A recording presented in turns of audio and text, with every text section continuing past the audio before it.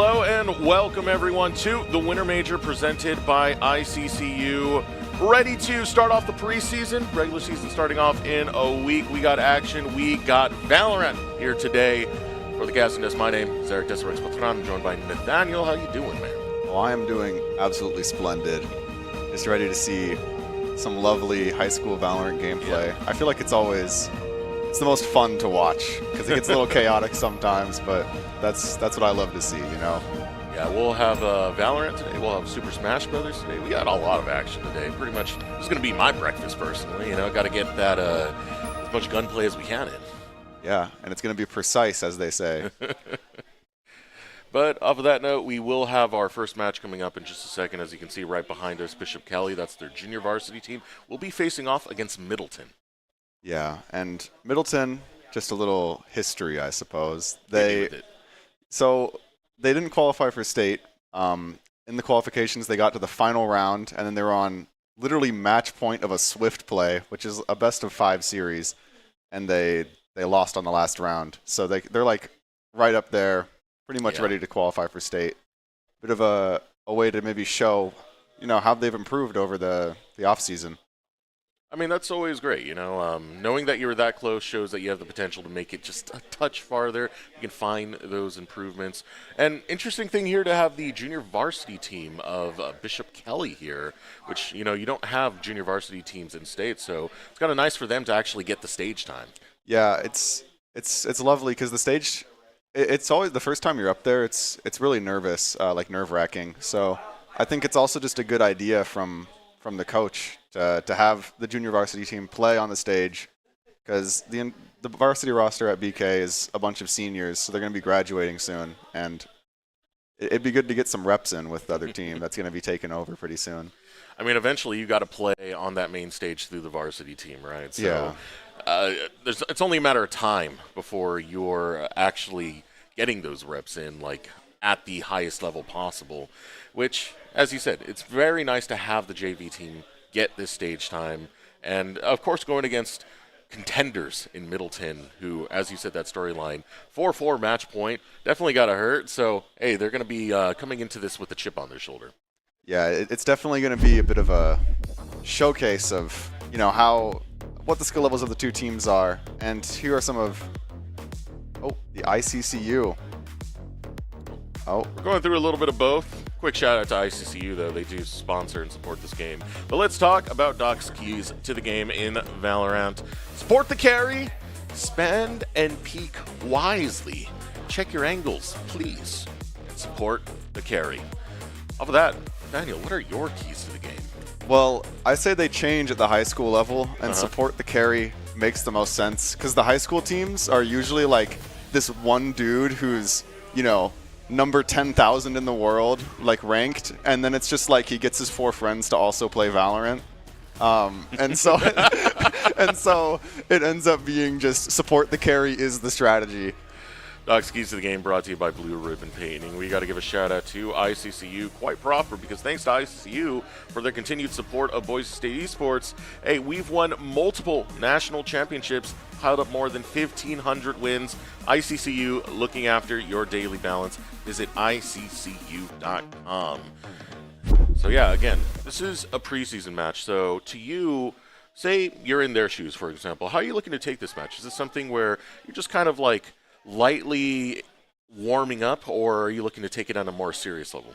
I would say it's always good to take the matches seriously, but it would definitely be like, I would bring out the experimental technology. You know, like we're bringing out the Yoru and the Waylay or something, and just the tech Tony Stark built in a cave, right? Yeah, exactly, and just see what happens, because you know you never know. Maybe if the troll pick is actually good, which those characters really aren't, but but still, it might give you some insight as to what you should look for, like practice in the future as you go towards the regular season. Yeah, I have seen some interesting things in the Winter Major so far. Yesterday we had Rocket League, and for the most part, everyone was pretty serious about how they were taking it up until the very end, where the team started just demoing each other left and right rather than actually playing for the Oh goals. man. So you never really know how they're going to take it eventually, especially towards the end of the day when everyone's like, man, it's been a few hours, let's just have fun. Yeah, the Valorant last time it was like a very serious game, and then all of a sudden one round just everybody bought Buckies, and then and then the round went back to normal. So it was a little strange. Bucky's only. Yeah, I don't really know exactly how that happened, but it's always just chaos. I feel for like a little bit. See, now you got me excited. That's the kind of round I'm striving for. Yeah, those are always real fun. But yeah, again, it's the preseason, it's the winter major. If I had to talk about the way I would take it, personally, I'm looking to not just do the experimental tech stuff, but I'm looking to take this as serious as possible over the fact that, like, regular season starts in a week. So this is your chance to get a feel for what some of the other teams are doing, get a feel for what's currently going on in the meta, what's in the map rotation, so on and so forth. Yeah, and there was a small patch on Wednesday. It really just buffed Harbor and nerfed Reyna, but like if you're playing Reyna in a 5v5 comp setting, it's never really a good pick, to be quite frank. But like people make it work. It's just they nerfed Reyna. It doesn't really matter. But the Harbor buffs, we might see Harbor get picked because they were pretty substantial. Well, what are we expecting the most when it comes to the current meta of Valorant? It depends on like the map, I suppose. But because I watch the Boise State games a lot, I would be biased towards saying Viper would be played because Viper is like a staple of the comps that we play, and it makes a lot of sense as you approach the maps using her to control everything and whatnot. I mean, personally for me, I'm one of those players who are just like, I like the cool characters. Oh, And yeah. Viper's a cool character to me. The whole ultimate, the Viper's Pit thing, like, that's a cool ultimate. I like cool stuff. Yeah, and the cinematic, that was a very cool cinematic where she's like, hitting the Viper ult and like hunting people down and whatnot. So Yeah. I do think Viper has the aura at least of the characters. Other characters, Yoru and Omen are like always seen. For some reason, they just don't know how to take them out of the meta. Like they try to, and then every time they just the characters are also just they're the cool ones, like the fun ones. They make the rounds interesting with the teleports. So I definitely think we're gonna see those characters. Yeah, I remember you and Zach having a conversation before, making a whole little graphic. Where is Yoru? Like, he's nerfed out. He's finally gone, and he never left. He was always just there. Yeah. It's like, Riot can't get this guy away. Yeah, no, they nerfed Yoru, and he went from being a duelist and initiator to like you can just play him as an initiator, and still part of the and meta. he's still better than all the other initiators. So it's just crazy that this man is allowed to run free in the streets. I'm curious if anything else is going to show up that might be off meta because, at different levels, sometimes you get different players that are kind of one-trick ponies and very specific to certain agents. And it might not work in your, like, most competitive level of 5v5, but given the level that you play at, sometimes you're just that good at that type of character. Yeah, at the high school level, flashes are a lot better than they are in like the more competitive play. Because once you get to the highest level of Valorant, flashes mean nothing because everybody for some reason just knows how to flick 180 and then go back on your head, and it's just like whatever, bro. You're better than me. But at the high school level, they haven't yet gotten that inhuman skill, and sometimes the flashes will hit. It's not guaranteed still, but we might see more like Breach and KO and stuff. Yeah. I mean, it's going to be interesting to see how the utility plays all together because one of the things about esports is it's still very adjacent to like what you're looking to find in like traditional sports and whatnot because it works off of team camaraderie and team play. So having team communication and all that really does impact the game. So I'm curious to see how these teams are looking to like play together, what strategies they've come up with together. Obviously, they do have coaches. In fact, two of the coaches that are going to be participating in this match specifically, Bishop Kelly, we have Nate, who coaches for Boise State. Middleton, obviously Danner coaching for that squad, does do casting for us here at Boise State. And usually these higher voices are able to provide much more guidance and kind of guide their trajectory on how to play when it comes to that like macro team play level. Yeah, I definitely think that plays into a factor. Like the you asked earlier what the keys to the game are. I would say it's play for the carry and then have a plan for every round. It doesn't need to be a good plan. It just needs to be a plan. Like full buckies. Yeah, just having if everyone's on board with what you're doing, it works out magnificently. And so I don't know. We'll probably see that a lot because these are teams playing in 5 stacks, so it definitely will show up. You're saying it's not a good idea if I go full Call of Duty and start blasting Doom music and run around with the most expensive gun I can find and trying to 1v5 everything. No, that's how I play ranked, and I can tell you from personal experience that is the fastest way to a 30% win rate. So, no, play with your teammates is the lesson learned. Well, just so you know, my ranked win rate is probably about like 10%. Oh, nice. I haven't played that much Valorant, but I'm bad. I'm not good at shooters. I'll let you know that. Yeah. Well, let's just see what exactly happens here as we go into Corrode, which is a bit of an interesting map 1 here. It is a best-of-1 series, correct? Yes, it is a best-of-1. Can I just start off with these names, though? Over on the side of Middleton, you have Flank Sinatra and Flank Ocean. What in the world, man? King Noodle, Tylenol Baby, Golden Labubu. Oh, man. Oh, I love high schoolers. That's great stuff. Just great absolutely wicked usernames here. Pretty sure I've played with Flank Sinatra before. I don't know if it's the same one, but I do have someone like that on my friends list, so. Well, here's that Viper Yoru comp we're seeing from the Knights. But the Vikings are going for a bit of a more, I would say, unconventional pick here. Going down Bishop Kelly's junior varsity. Crash down DDDDD Sox, BKV, Black Moth, and G-Vin. Goes that squad. Get our lock-ins for the agents. See how this is going to unfold. It's going to be junior varsity, Bishop Kelly. They'll be on attack for the first round. Yeah, they're going to be looking to control the middle of the map probably with this Viper.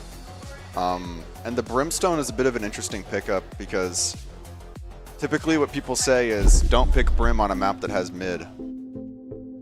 But we will see as we go onto the map of Corrode.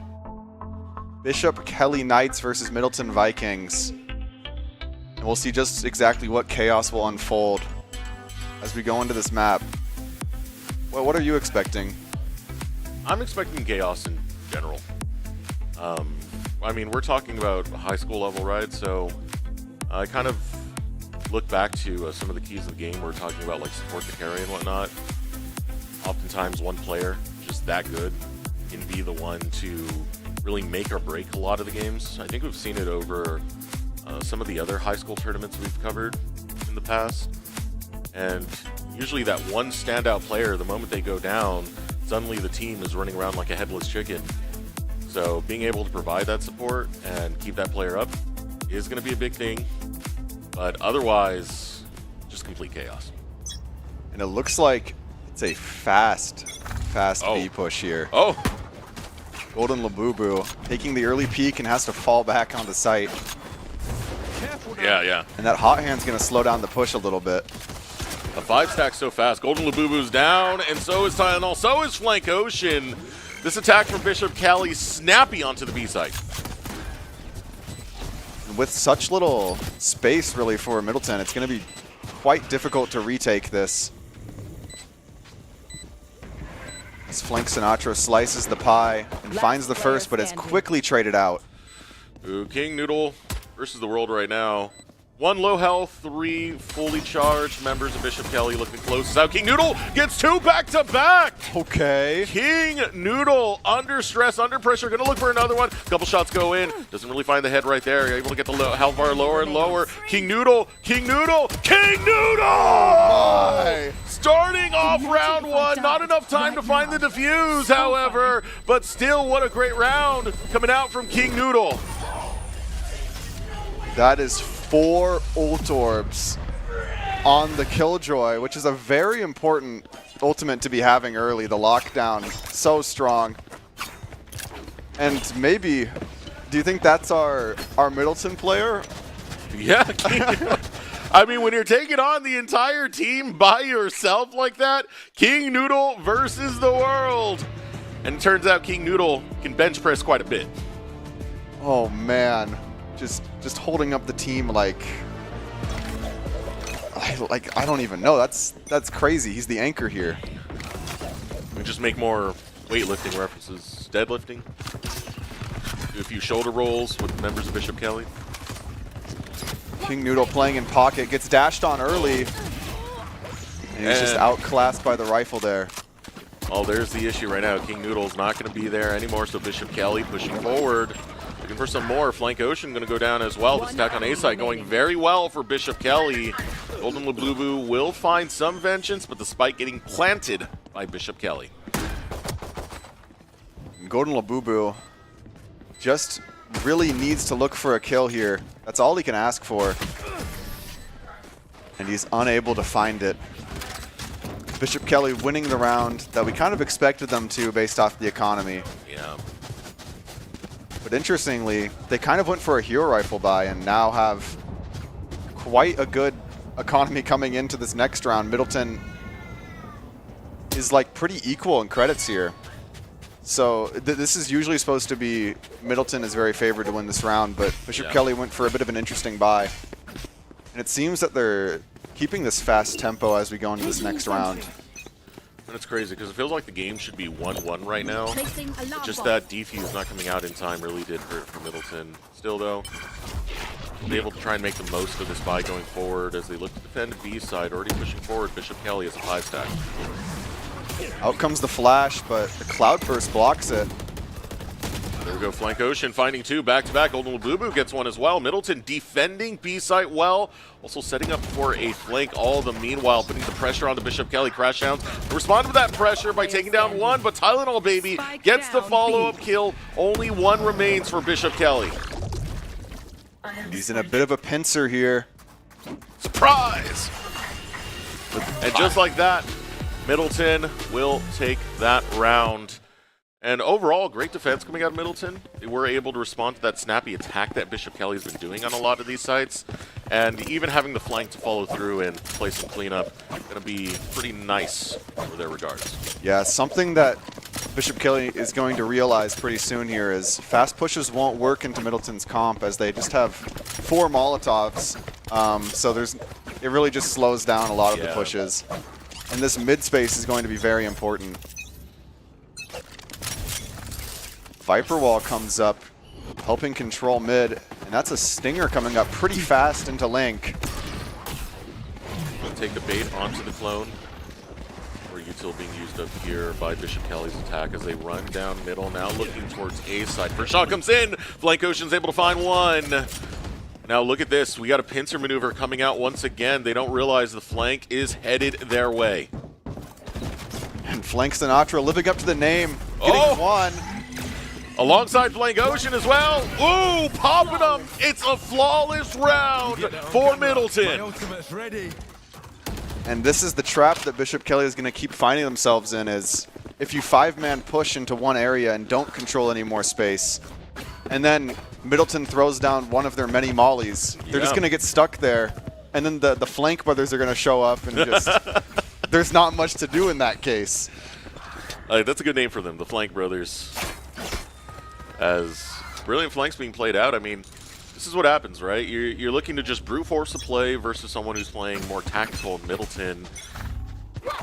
Eventually, it can bite you in the backside, so we do see a split now coming out of Bishop Kelly. One player over towards that B side, everyone responding to A. And that Blade Storm, it seems like they're maybe calling off the push. Golden Labubu. Yeah, BKB gonna find one. Flank Ocean found that mid pick, giving a lot of space to the defenders. But Flank Ocean's life matters quite a bit right now. Yeah. Flank Ocean under pressure, going for the first shot, doesn't find it. Ed will take a blade to the body and go down. Golden Labubu picks up one, picks up two, falls to Black Moth finally. Now the pressure's on 3v2. Bishop Kelly unable to get forward.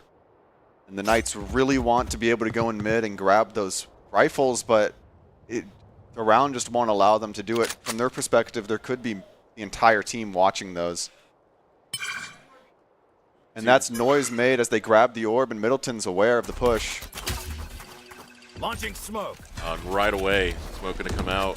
Going forward, Bishop Kelly looking for more. Tylenol Baby puts a stop to that. It's splat right in the face. Flank Sinatra is there, and Middleton will take another round. Very well played by this Middleton team.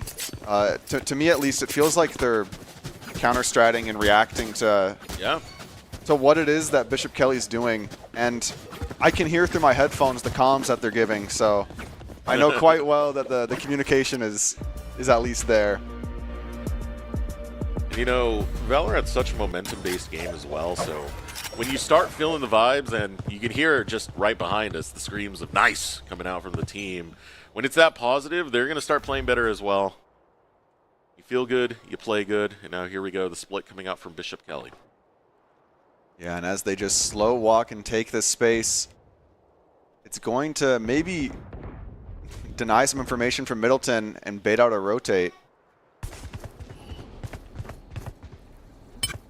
See how spread Middleton are. Waiting for the first attack to come through. They're not all committing to just one site, trying to scout out Bishop Kelly's plan of attack. And it's not exactly certain where it is that Bishop Kelly wants to end right now, as they just keep creeping up. Oh! What a nice shot from Golden Labubu. Cover going out. Keeping site control. Stealing sight. Straight into the point is Middleton. Flank Sinatra. Gonna find one on the back end. Looking for another. Smoke placed.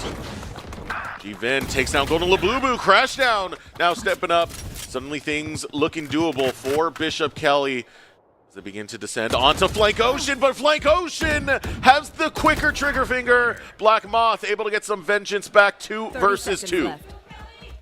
Black Moth walking up, spike in hand, ready to regroup with his team and see what they can do on this site here as that Viper Wall comes up. King Noodle is in a bit of an uncomfortable situation, All right, here but we he go. just has to stall for 14 seconds. Oh, King Noodle spray and pray, and it works out. 2K back-to-back. Middleton will defend. Don't stress if I die. And now, Just like you were wait saying, on yours. very momentum-based game. The economy doesn't allow for Bishop Kelly to buy full rifles this round. So it's going to be a bit difficult for them. Do they full save and buy rifles next, or do they half buy and then buy a rifle light shield? That's maybe the question right there. Looks like it's going to be the save for Bishop Kelly. Not really getting too much right here. Keep up. Yeah, a bit of a hero rifle here from Crashdown, though. Maybe pass that along like a family heirloom to each member of the team. The hand-me-downs. Once I go down, this is yours. Looks like now Bishop Kelly focusing on the B site. 2 over in mid in the meanwhile. Middleton very aware. Something is afoot over here. First shot coming out from Flank Ocean. Doesn't find its mark. And this mid-fight seems very important as the space is being contested. Flank Ocean throwing out Here we go. the mosh pit. Boo takes one. Crashdown now on retreat. Low health for Crashdown. Black Moth able to find Golden Labubu all the meanwhile. Labubu and pop right back up as now still holding on to this mid. Look at this flank. All right, first shot comes in. Flank Ocean grabs one. Golden Labubu takes 2. Clean it up. It's flawless for Middleton. No charges left. That mid space is just being held so well by Middleton. And it's forcing Bishop Kelly to just kind of have no real spot on the map.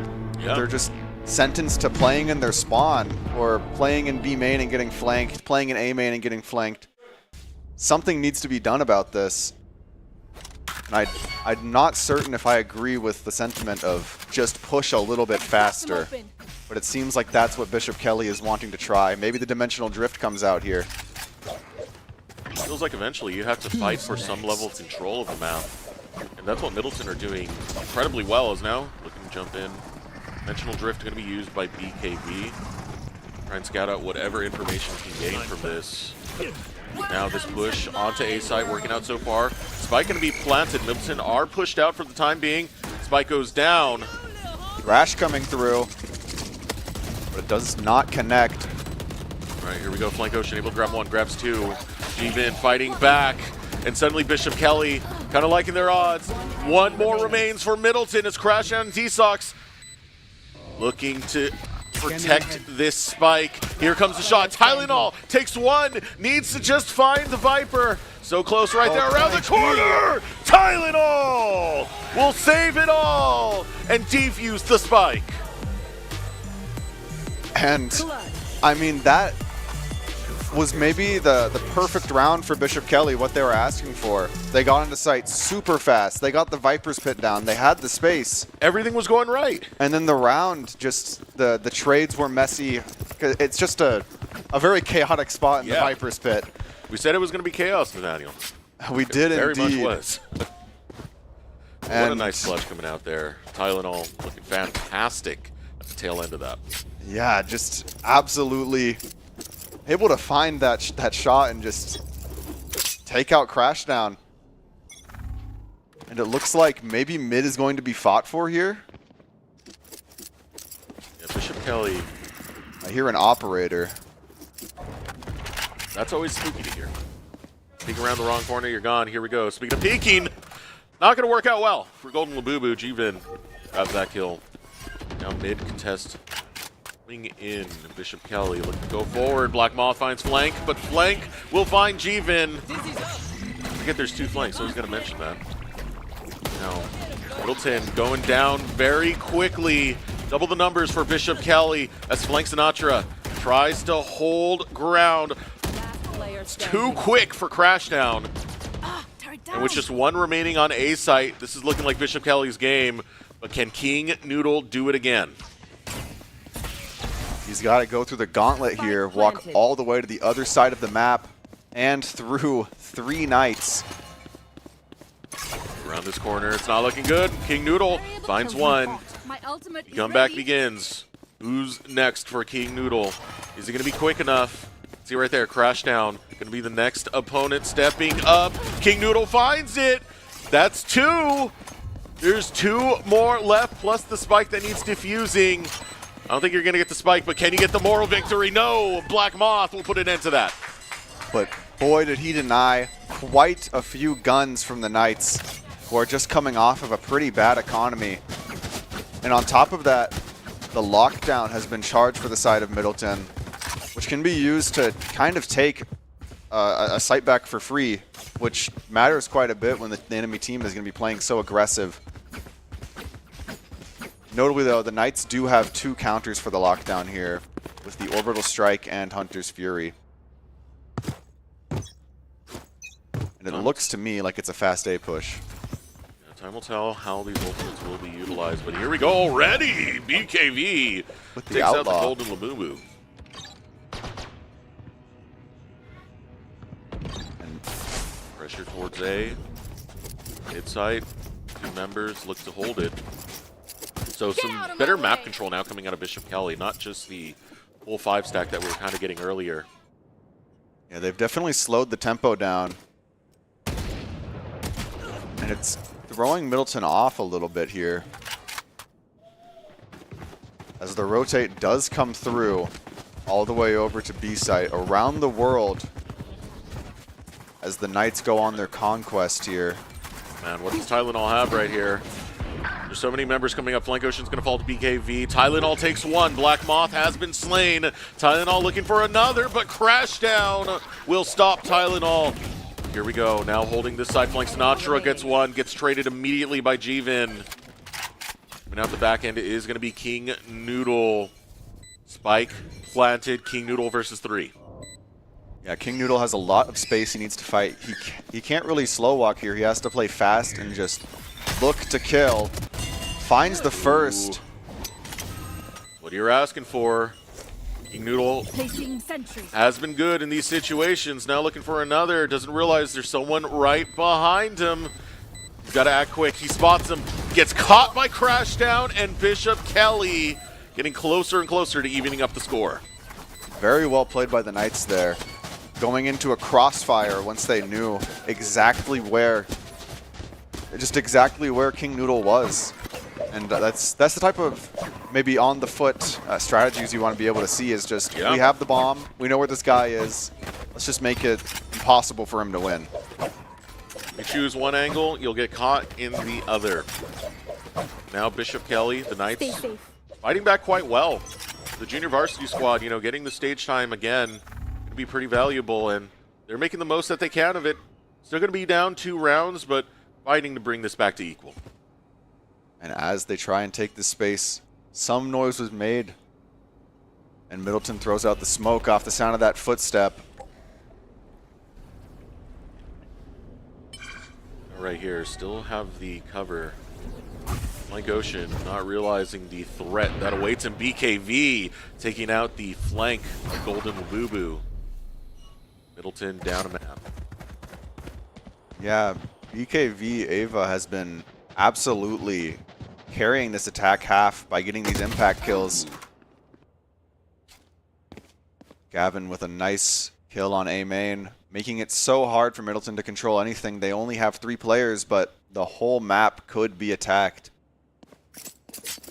They're there, flank Ocean trying to hold mid. Has to go back over to Tylenol, where there's an assault now coming in from the Knights. They stack in for B side. Now Tylenol realizing this attack is coming through. Will fight through the smoke. Spots one. Is he faster? The answer is no. Sox will take it. Spike going to be planted. Bishop Kelly now holding B side. 2 left for the retake. Flank Sinatra. Able to grab one.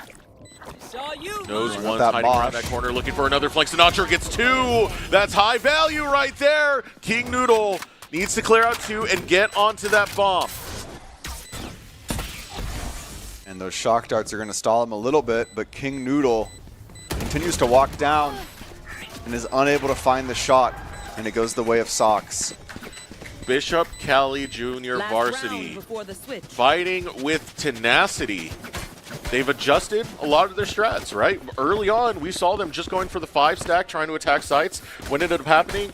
Molotovs were used. They end up getting stranded in one spot and then flanked down.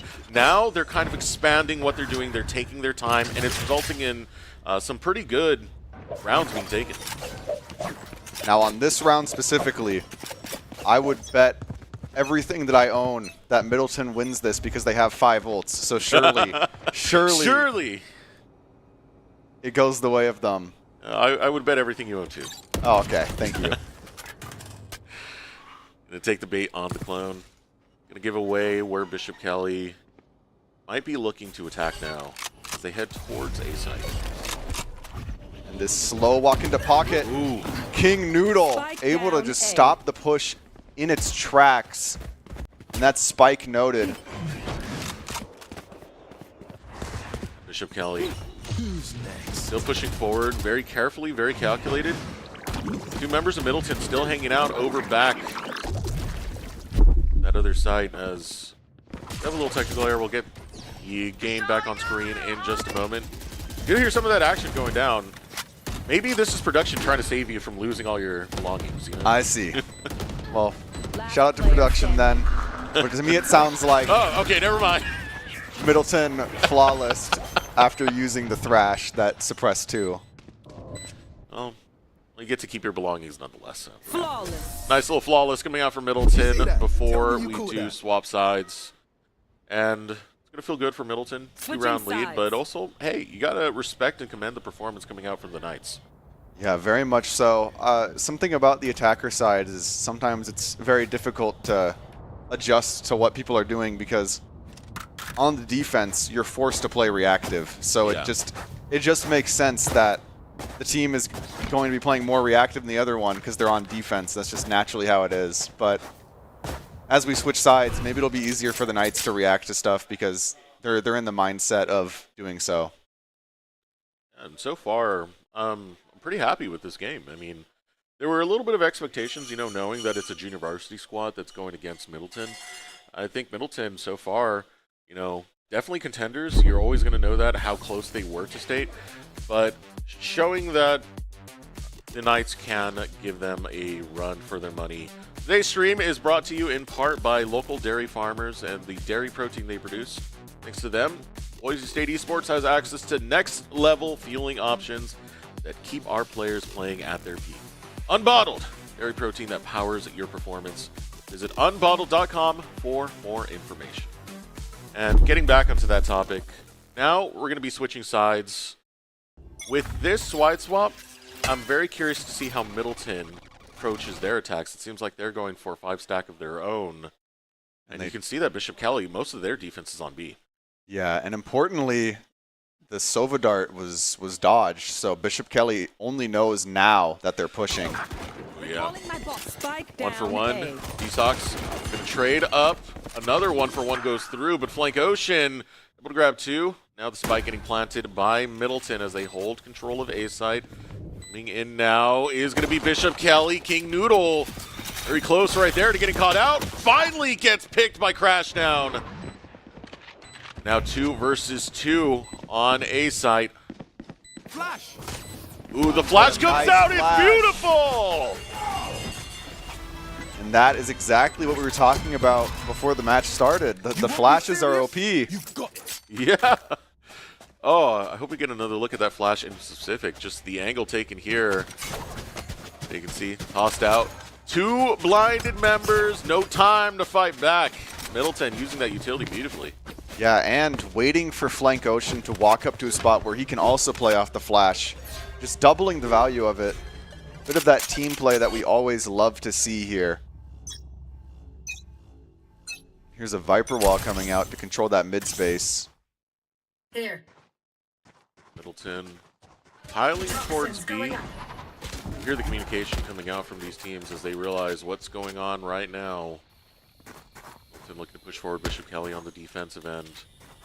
Wall being up, hard to figure out what's going to come out next. Already coming out from the angle, Golden Labubu comes in, Flank Sinatra, able to get 2, but BKB on the offensive. King Noodle is someone that's hard to take down. You can see King Noodle clutching out. Same thing with Flank Ocean and Golden Labubu. It's beautiful for Middleton. And they kept so many of their guns. So going into the next round, they have all those Spectres ready. Bit of an interesting play here from Crashdown in that corner. Hiding behind the Viper Wall so that the Dizzy doesn't see him and doesn't hit him. And then dropping the wall to fight after the blind has passed. Yeah. Just unfortunately, the pistols do not have high enough fire rate to take out 5 people. I do respect the level of communications coming out. I know it's probably not heard over the stream, but there's a lot of shouting for these calls around the map that's being made, both of these teams. So wild communication. That's done. Golden Labubu grabs Black Moth. Now coming in to A site's going to be Middleton. You can see immediately backing out. Bishop Kelly now trying to find that angle. Looking for one. Flank Ocean will grab it. Oh, here we go. Utilizing that smoke. Here comes Flank Sinatra. Right in your face. King Noodle gets BKV. And only 1 remains for Bishop Kelly. And it's all down to Crash here. Looking to just get a couple of picks here. Out comes that Molly, and it allows him to creep up onto site. Ooh, crash down. That Nano Swarm causing a bit of trouble as Crashdown's time runs low. There's another crash down. Tylenol is the medication needed for Middleton to take this round. And just look at the way that they play this. Flashing out, and then they both swing at the same time and just shoot them in the head. That's Valorant at its most basic core. And we love to see that. Great team play, great calls, all syncing up. And of course, King Noodle looking fantastic at the tail end of that. You can see what we've now dubbed the Flank Bros, leading the charts over there. 16-15 apiece. Toxins Now Middleton on the attack, looking to get some control of mid. Wall goes up. Slowly creeping forward will be Bishop Kelly. Crashdown holding that angle. The Middleton may have made the right read here as they walk into perhaps what they'll soon to be realizing is a free site. Alarm bot out. Yeah. Placing swarm grenade. Very easy grab right there. Spike's going to get planted. And now Bishop Kelly, the Knights, are going to have to try and find a retake. Here it comes, speaking around the corner. Blank Ocean, Blank Ocean, 2 back-to-back. And he's looking for a third. But is Third just found him. unable to find it. Still holding that side, though. Dizzy coming out. Here we go, Blinding around the board. corner! Blake Sinatra flashes them, blinds them, then lines them up, takes them down.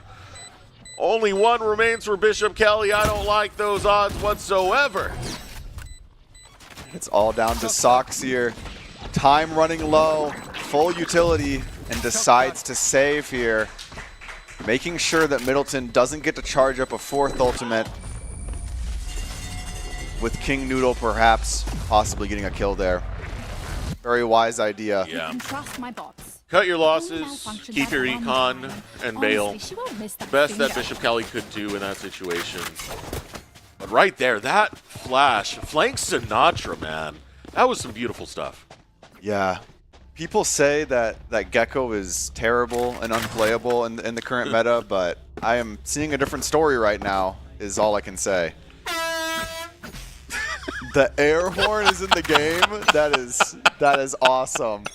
That was the perfect time, too. I'm so glad we were spectating King Noodle for that. But here we go. Bit of a fake here with the run it back as they walk in. And just create so much presence on the A site. Sadly, King Noodle is taken out in the process. But look at all that is going on here on B. Now, right now, Bishop Kelly are anticipating the attack to be on A. They're starting to realize it now. The rotation's coming out from A to B. Blake Sinatra going to plant the spike. Interestingly, they choose to plant default. Oh! Good pick coming out for G-Vid. Spike getting planted around the corner. Crashdown reads it. Now, Tylenol's got to watch out. Can get picked off in just a moment as Bishop Kelly do advance forward. Here we go, Tylenol for a pick. Doesn't get it just yet. Realizes there's someone right behind him, but the flash will give him cover. Crashdown, however, is able to meet the stakes. Now defusing the bomb is Bishop Kelly as they'll take a round. And Tylenol baby sadly fell for the noob trap that Riot Games hits you with, which is that the Sova Dart says it's not pinging you, and it pings you for an extra second. The game just lies to you straight up, and you have to know that. And it's the worst feeling. How dare the game do that to me? Yeah, but I think what really made that round fall apart was King Noodle dying on the fake.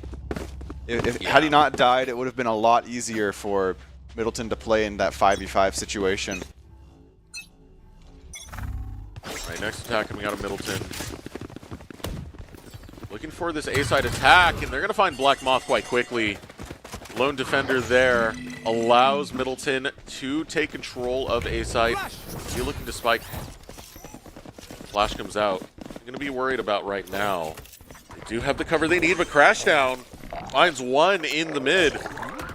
And Golden Labubu pushing into their spawn. Labubu! 2 back-to-back. Golden Labubu holding ground. See right now, looking to put up some shenanigans. Doesn't get the kill, though. Does get a couple of shots in. Careful now. Look for more as Troll comes out. Crashdown will be able to find one pick. Knights are rather low here on time and health as they swing. Oh, Crashdown. He's going to get pinched. Tylenol takes him out. Blake Sinatra cleans it up. Match point for Middleton. Middleton playing that crossfire so well played. They even planted for it. That was the idea the entire round there. And it looks like Bishop Kelly is going to maybe the experimental buy, the Odin here. You always love to see it come out. Perhaps that's what can save these fast pushes. We quickly swap to a rifle, realizing maybe not. Maybe no spray and pray angles. Kind of seen some of that. But here we go. Control over the mid. Flank Ocean's able to take out Black Moth. Flank Sinatra going forward. Someone around that corner. He's going to sniff it out. Sees the long shot. Flank Sinatra. My. Grabs Ava. Now Flake Ocean taking another one, but Jeevan is fighting back. Now looking to get control as the spike is being planted. It now goes down. Jeevan. And the thrash. What does Jeevan got? Gets pulled in. King Noodle grabs it. Crash Down, however, will claim King Noodle. Now it's Crash Down versus 2. Try and keep Bishop Kelly into this. Crash Down around the corner. Flank. Sinatra not too far off. And Crash Down goes down. Game belongs to Middleton. That was a pretty strong showing there from the Middleton squad. Yeah. And I would say the JV squad as well for BK. Yeah, I mean, even in defeat, I admire what the JV squad of Bishop Kelly was able to do, especially in those early rounds playing attack. You know, they adapted their playstyle from what wasn't working with this brute force method to actually slow playing. Only unfortunately, once things swapped, it pretty much handily went to Middleton, who has shown that, hey, they are contenders who are worthy, and they want to avenge what happened missing state before, and showing that they can still take it to anyone, anytime, any place. Yeah, I would argue with enough time on that second half, maybe they would have started to come back again, as we saw there. Yeah. And that's maybe when you think about the timeout could have been used, because that's probably the most overpowered resource you have as a team is just on attack side, ask for a timeout, and then just talk for 2 minutes about what's going on.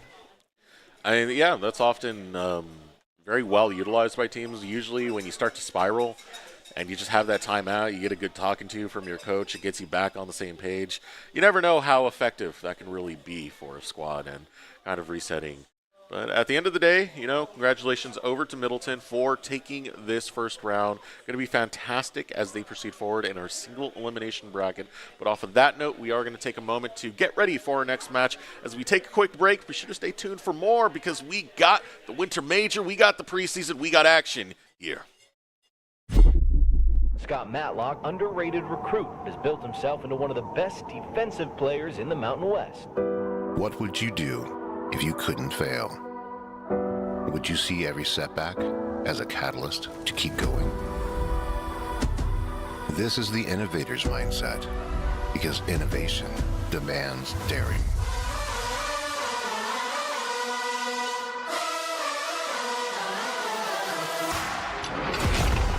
It's finding thousands of ways that don't work, and the one that changes everything.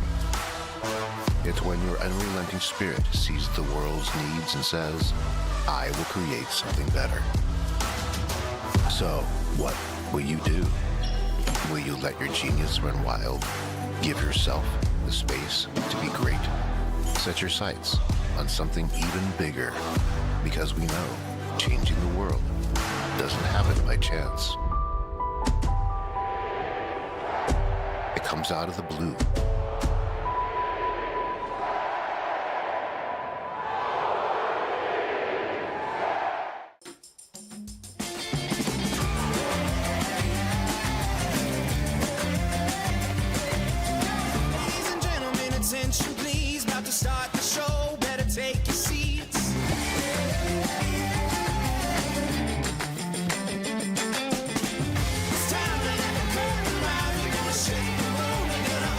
Now earn up to 4 times the rewards with the ICCU Premier Rewards Visa credit card. It's the credit card from the credit union you love.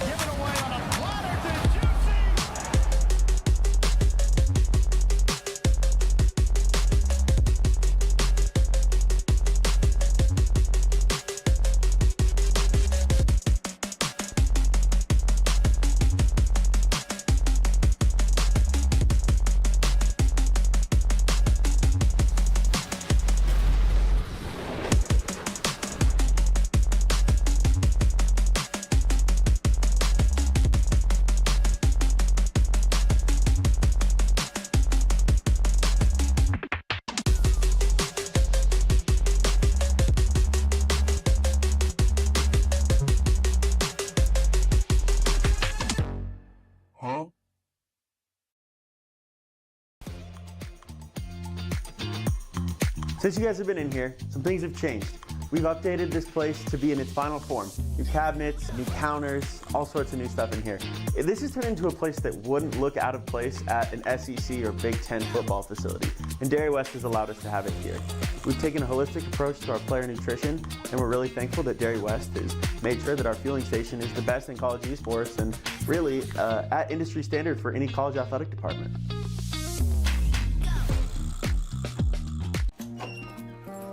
This is our new home. Mission control, engine locked. Call you after. I'll be right next to you.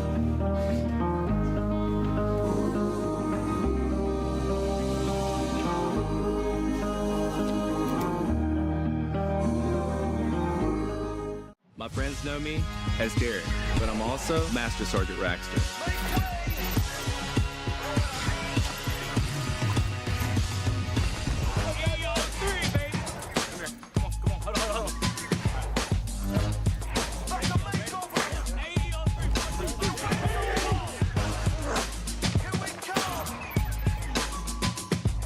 This is my life in the Air National Guard.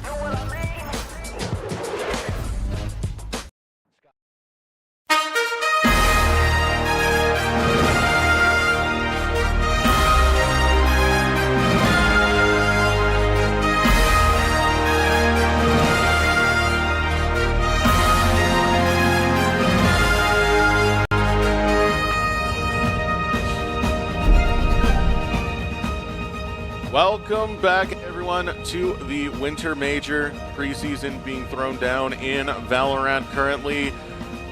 What you would normally see as the casting desk has now changed up a little bit because, Danner, you are not a caster here today. You are here today as a coach. Yeah, I'm not on the clock here for Boise today. No, I am on the clock for Middleton.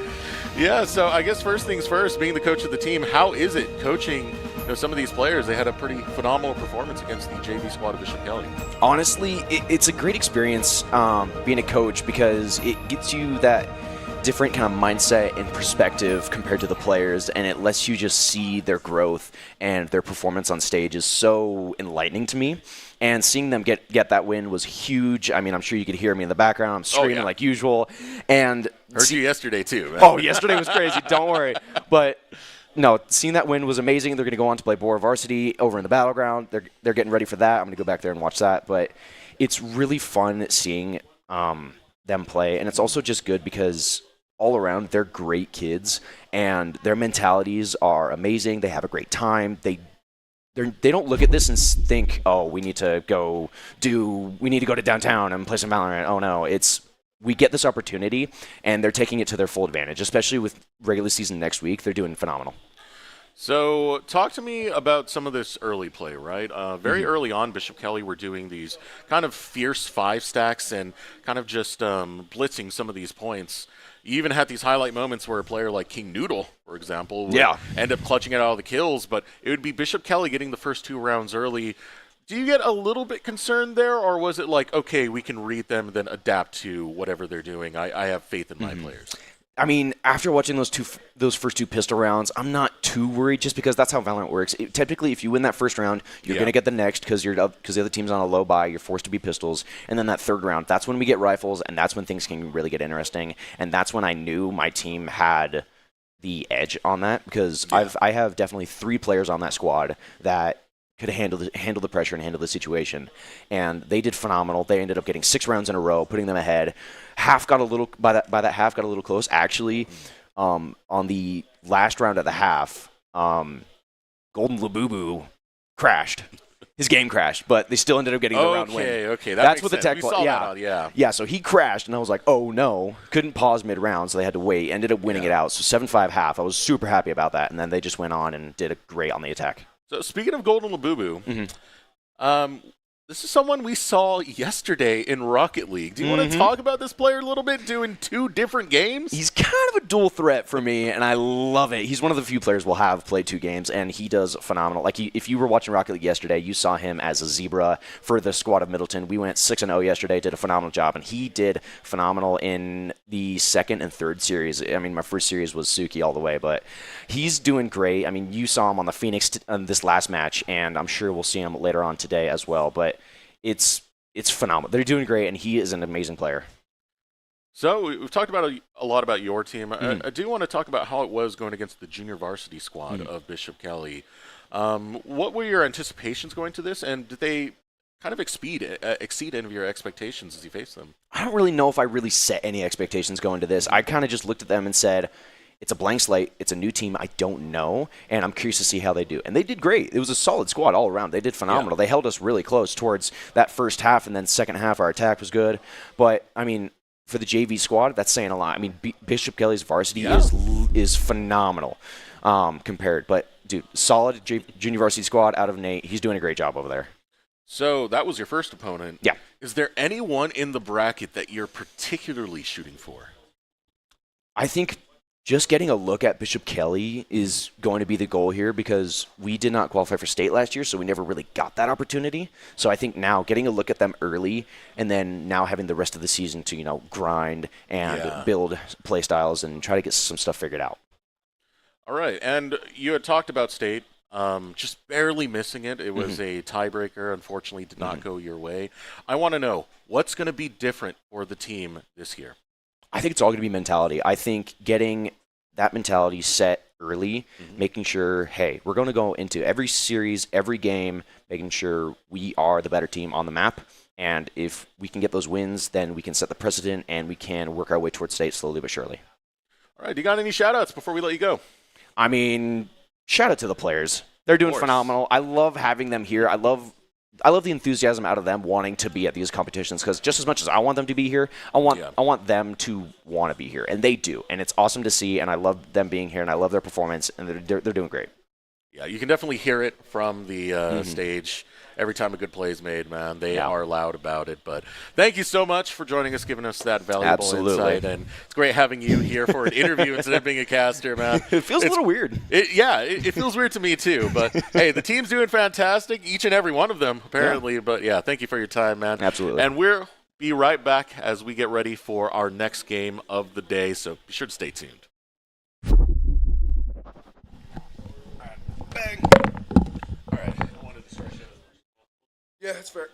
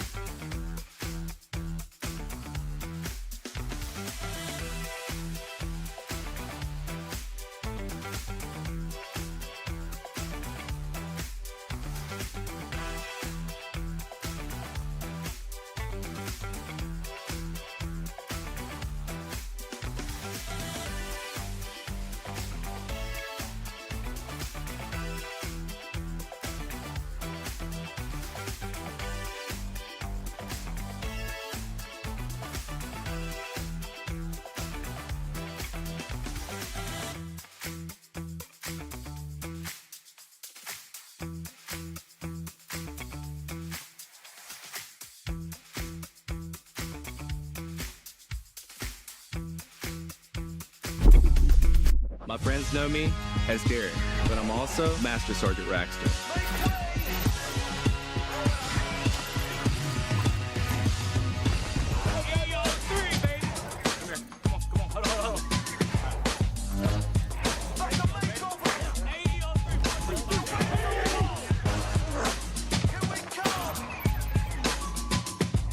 This is my life in the Air National Guard.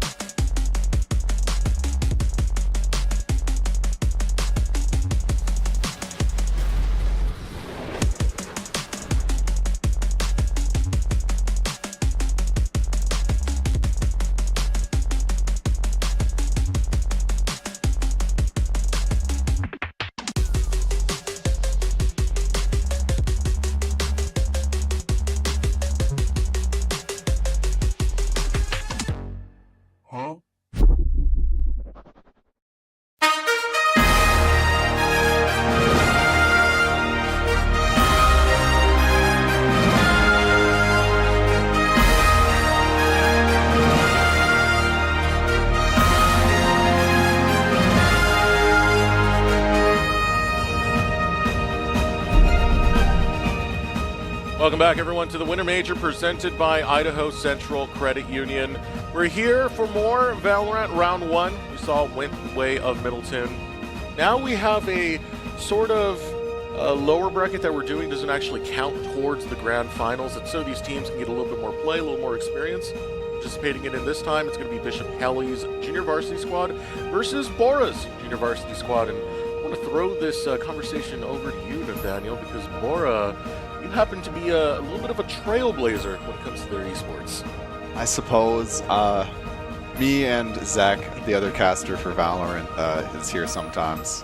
We were on the first Bora team, and we made it second to state, losing to Bishop Kelly because they're just really good, quite frankly. But, yeah. Wait, this is personal to you now? I'm a bit biased towards wanting Bora to always win. You know, that's just how it's going to be. But well, we'll see just what happens. The junior varsity just came off of a game against the varsity squad for Bora. That's tough. And I heard it went very heavily towards the way of Bora varsity. But hey, at least we got our JV teams facing off against each other, right? So our teams will be getting underway quite soon. Bishop Kelly, again, versus Bora. The Knights versus the Lions. It's always great to see this. You know, again, this is something we got to emphasize is that JV squads cannot make state. That is okay, though, because they're getting stage time right now to play against each other, build up that experience. Eventually, you are going to move on to that varsity squad, so you do have to get your reps in, get your rounds in. And it's great that we have this winter major for that. Yeah, exactly. Both Bora and BK varsity teams are just full of seniors, so it makes a lot of sense that they're bringing the JV teams out to play and to get a lot of practice in, as, like you say, they're the successors here to the teams. And with our JV showcase, we're taking it to Split, I believe, is our map. Yeah. I asked Bora JV what their idea was for the map, and I got a solid, I don't know. So that's what you always get when you ask a team what they're doing. But we're going to find out. Playing to click heads. Yeah, exactly. But perhaps we'll see something. I truly have zero idea what's going to be played because that was all I was given. But I told him to play Cypher with a Judge because that is always good. We'll have a lot of info eventually. I hope we are able to get Nate up here because he does work as a coach for Boise State. Get some info on the Bishop Kelly side. As for Bora, that's why we have you. We are headed to the game now as our agents are being selected. And it looks like really just a hodgepodge of characters on both sides. I'm going to try and figure out exactly what the comps would want to play, but I'm not seeing too much synergy, I guess, between the characters. So that's that, I don't know. Yeah, that's the I don't know coming out. Because, yeah, it truly does look that way. Double smokes on split from the Knights is a bit of an interesting decision. I feel like you don't see that very often, just because if you ever played this map, everything is such a small corridor that one smoke is sufficient to hold down the sites. But you can make it work for sure. The double sentinel is where we're getting a little risky as we run it with double controllers. It's now we have no way onto site with a flash, and we're playing a second entry duelist in the form of ISO. So the attacking half is going to be rather awkward for Bishop Kelly, is my prediction.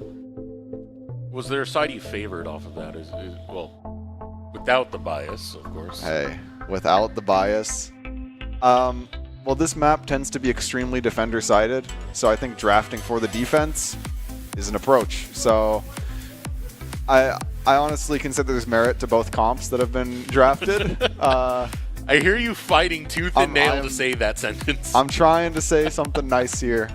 Personally, not exactly what I would have picked for characters, but they're not like it's not like they picked like terrible champions or anything. It's more like they're all good characters, but they don't make sense together exactly. Like you need if the ISO was a raise, Bishop Kelly's comp makes a lot more sense.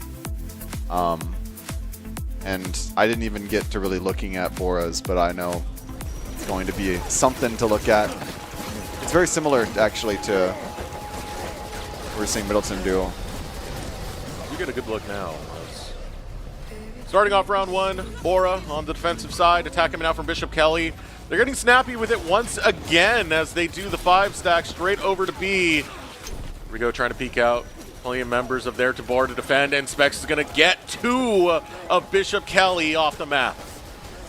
And this is going to make it real hard for Bishop Kelly to do anything, because that mid space is just fully the way of Bora.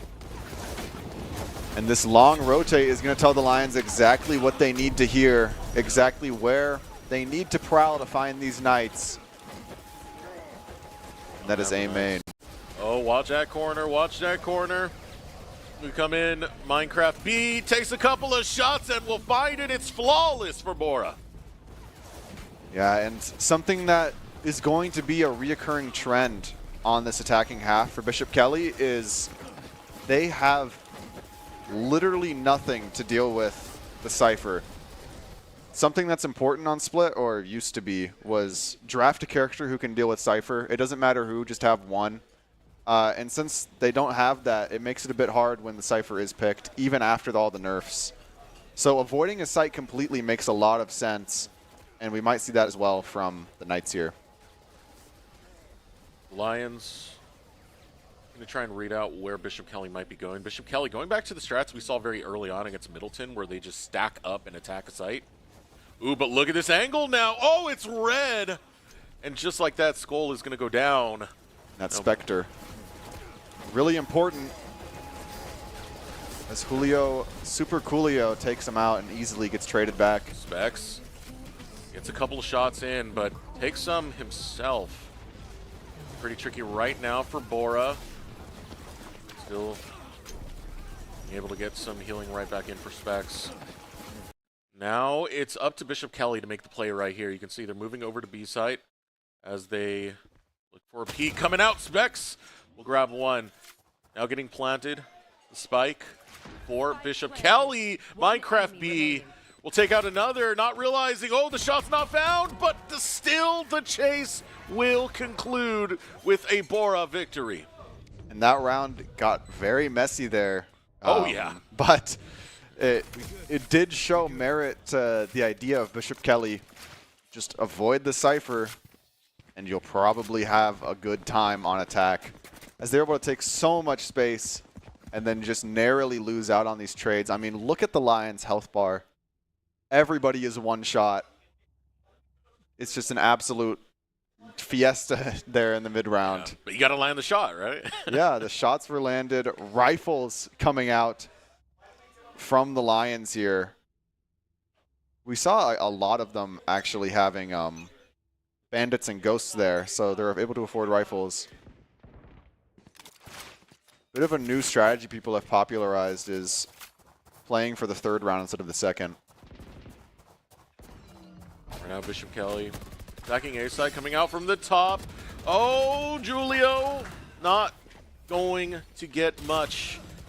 Just like that, Bishop Kelly are cleaning house. Still, Bora are able to find a counterattack, and Minecraft B finding Black Moth is a good step forward for Bora to win this round. But look at that flank from Jeevan. Bishop Kelly get on the board. Very, very well played from Jeevan there. Walking in, killing both defenders on site, and then going into screen and eliminating on the flank. Even though he's playing a duelist that doesn't have like really the ability to enter on their own, still able to just land the shots and then just click heads. Apparently that's all you need really at the end of the day, so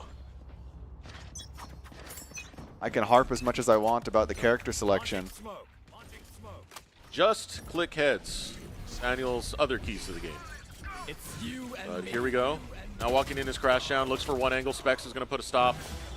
Jeevan grabs Minecraft B. 4 versus 4. But low is one member of Bora. That mosh pit will stall anything, but Ava's already fast up mid. Able to take Skull out quickly. And Ava with the flash in hand, Ava finds another splendid timing. Yeah, she's looking fantastic right now. Back-to-back kills now coming out from Ava. Holding this angle, Dwyer looks to try and pick something, but that's a long-range shot you're trying to land. We'll just take cover for the time being, but Ava, she finds the pick that was necessary for Bishop Kelly. Only one remains, that's Julio, and he is gone. Jeevan takes that, and Bishop Kelly will tie up the rounds. Man, that shorty there, that was an example of right place, just wrong weapon, I guess. Because any other weapon, you probably get a pick there. No one's looking at you, but unfortunately, you are instead the tickle monster hitting them for 4 damage. Spread. You know? Yeah. The sawed-off is just not exactly what you want there. And here the Knights pushing up, looking for this mid-split. And also it appears they have the read correct on the Cypher's location. Which is going to make their life a whole lot easier. Bishop Kelly, the Knights, eyeballing B site, but they are spreading out for something a little bit more strategic. Makes it harder to stay within the smoke, and just like that, Specs get the first kill of this round. A lot of spray and pray now coming out. Crashdown. Seeing some of that util. Cole. Finds another. Now coming around the corner. There's two back-to-back. And Crashdown will destroy the members of Bora. Still on B site, though. It's a very tricky situation to come out. Usox gets out of the way in time. Looking for that high angle. Skull. Spike goes down. Another pick. Nope. Skull doesn't get it. Crashdown will come out ahead that time. And now a little bit of ring around the rosies being played. Crashdown looking to meet Julio and does just that with the clutch. Very well played by Crashdown. Once again, Bora falling fairly susceptible to these flank ideas where they just end up getting pincered and then one player catches 3 off guard. Maybe diversifying where the Cypher trips are would help a little bit. You have 2. You don't have to put them both on the same chokehold. And that could help with such an issue like that. And it seems like Bishop Kelly is switching things up once again. And they are now going to push in to this A main location. Dizzy gets caught early. And this space is just theirs. Only one sent out on the far. Ooh, Crashdown gets picked off by Specs. Now Ava, she's been phenomenal in finding a lot of these kills, but ooh, maybe wrong angle taken as Minecraft B going crazy right there. Still gonna be able to stay up as well, looking for another kill, but Black Moth gets the shots in to seal the deal. Now the rotation for Bishop Kelly. And they are rotating over, but It's all through spawn. So much map control is given by both teams. And the spawn rotates take longer for the attackers on this map. Oh, here we go. Coming around that corner. For the read, firing right through the wall. Black Moth. Take out Specs. 3 members of Bora instantly going over to B as they start to spread out, providing different angles of attack. And just like that, Julio will find Black Moth. Last player remains for Bishop Kelly. It's D-Sox. D-Sox goes for it, finds it onto Julio. What do you got next? On the far shot, 2 people flanking from different sides. And going for one right away. Attention drawn. No one going to peek out on the opposite side in time. But Dwar is there to find D-Sox. Just a game of whack-a-mole there for the Chamber. I mean, we saw it. They swing left, then they're gone. They swing right, they're gone. New angle, and just what do you do in that situation? There's 20 seconds left. You need to plant the bomb. Just so well played by Bora, able to draw the crosshair like 5 times in a row. That's team play right there, even without utility. Well, that's a perfect way to put it. Just the whack-a-mole game, right? Pull them one way, I'll pull them the other. We'll keep doing that until they're dazed and confused, and we seal the deal immediately after. Ooh, and Crash Down grabbing Skull to start this off really early. And the mid space is just completely Bishop Kelly's here. Smoke's coming through to help control that. And the Lions are rotating. Ooh. Some pretty good shots coming in from Julio right here. Yeah, getting awfully close to a kill here. Doesn't realize that Black Moth was right in his crosshair. Minecraft B's got to be careful. Ava can pick that flank. She can do it quite quick. So instead, going to bail away. The flash comes out. Jeevan tries to get some distance. Ava finds one on the opposite end. 3 versus 4. Alfar's a little bit low on the Bishop Kelly side, though. These tripwires are going to be a bit of a problem for them. Oh. Very tough for Crash Down to get through. Julio grabs Julio. 3K Julio! Making it look so good. Ava is all that remains. And now forced to go forward. Now shot comes in. Specs takes it out. 8 okay, no problem. A point over to Bora.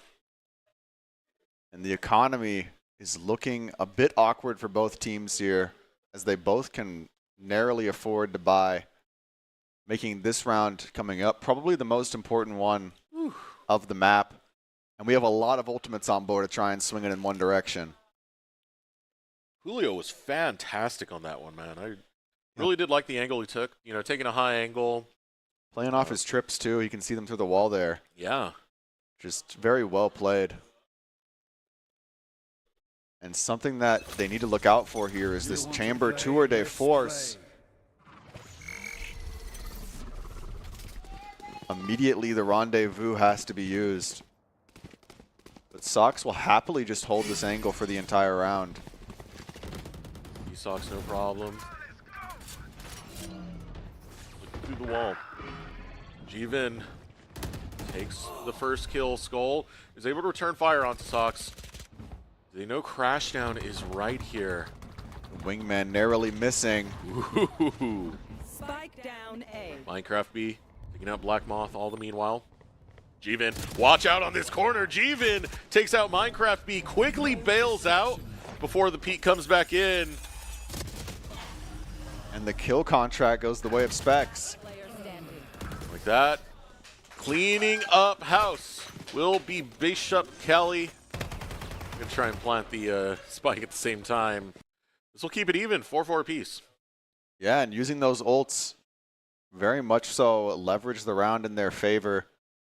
Even though Specs gets the kill here in the kill contract, he comes out pretty much dead if you look at the map there, as Ava just has a guy with his knife out waiting for her.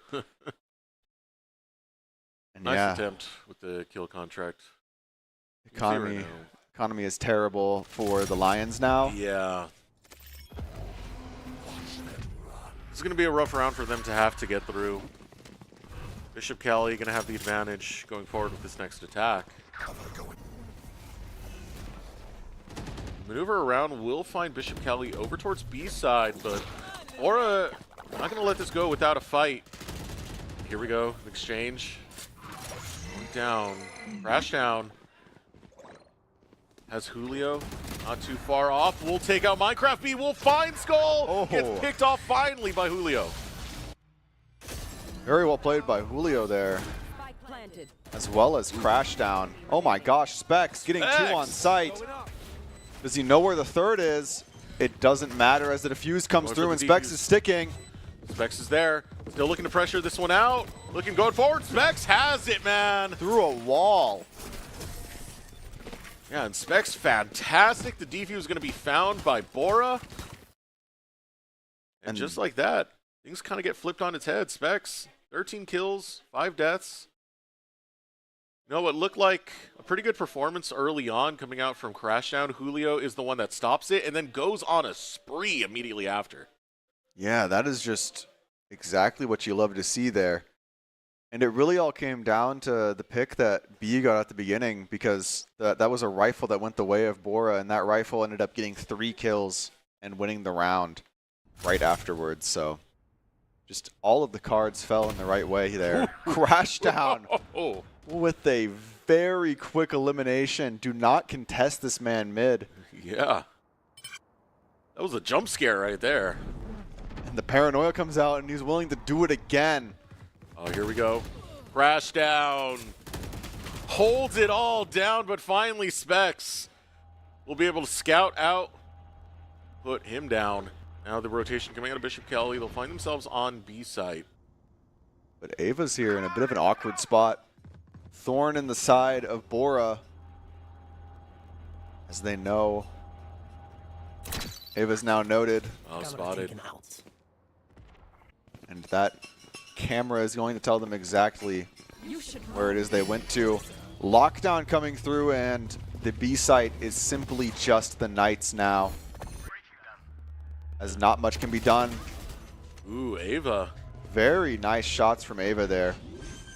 Having the high angle as well. This is a good spread coming out from Bishop Kelly that Bora has to walk into. Specs gets dropped, and at this point, Julio, this is way too much to handle. What do you got left in the chamber, Julio? Steps forward. Either at this point, you kind of concede the site, say, hey, the spike's going to blow up anyway, or you just get picked off by D-Sox. The Headhunter. Making sure we understand why the ability's named that. And yeah, that's a bad death, because that's -1 rifle that they're going to need now. And it felt so difficult to retake that site because you have so many different like elevations and angles of attack that you can take. So oftentimes just letting the spike go might be the call. Yeah, sometimes you hate to see it, but the call is just play for exits and just sit there. But that's not the fun way to play the game. So it's seldom picked. Let's see what we got next. Bishop Kelly kind of eyeing up A site. Some careful angles as they move forward. See that main choke point? They're going to avoid it. Start convalescing towards the one towards mid as they push forward. Yeah, coalescing into heaven here. Going to be pretty difficult for the defenders to do much, as the spawn is getting contested. Dior, 1v2, able to find the first. 1-for-1 on the trade, but here we go. G-Vin, back-to-back kills so far. Blackmont's able to grab another. Now Specs looking to bail out a little bit, creating some distance, conceding over this A site. And now looking for G-Vin. G-Vin will peek first. And with that, Bishop Kelly can just plant the bomb and play this post plant, and they choose to plant for heaven here. Ava! Ava! A nice timing once again found by Ava. She is just working the map so well here on the controller, able to find, like, I feel like at least half of her kills are people that aren't looking at her. Yeah. Which is, it is a talent in and of itself. And as we go into this next round, it seems that Bishop Kelly is posturing for maybe a bit of a fast push in the form of a mid-A split. And the Lions just might not be prepared for it as the Astra Stars come down, but the warning is just too late. It's crazy how close this matchup has been. Dead even. A-site is pretty exposed right now if Bishop Kelly wanted to push forward for it. Holding this corridor is going to be Skull. Something might be afoot though, and Skull's going to back up immediately after. A-site's going to be blinded, but Ava grabs Skull in the back end. Now Specs takes Crash down. Ava still popping off. Ava really cleaning this up. Jeevan with the final kill, but Bishop Kelly take a 2-point lead.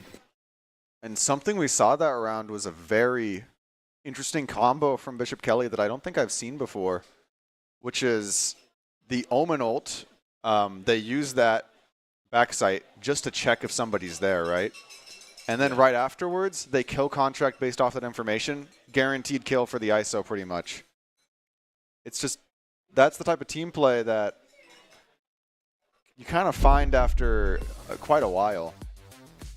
So it's been a fun day so far as we cover our second game of the Winter Major. But this is all brought to you by ICCU. Thanks to ICCU for their continued support of Boise State Esports. They have provided us so much when it comes to that because we've won more than 1,500 games, multiple national championships. ICCU looking after your daily balance. Visit ICCU.com and visit this game that's now unfolding.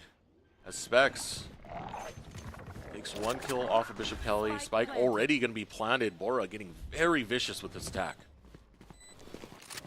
But I would argue that plant does a little bit of harm as now Bora is stuck on backsite with no space to play.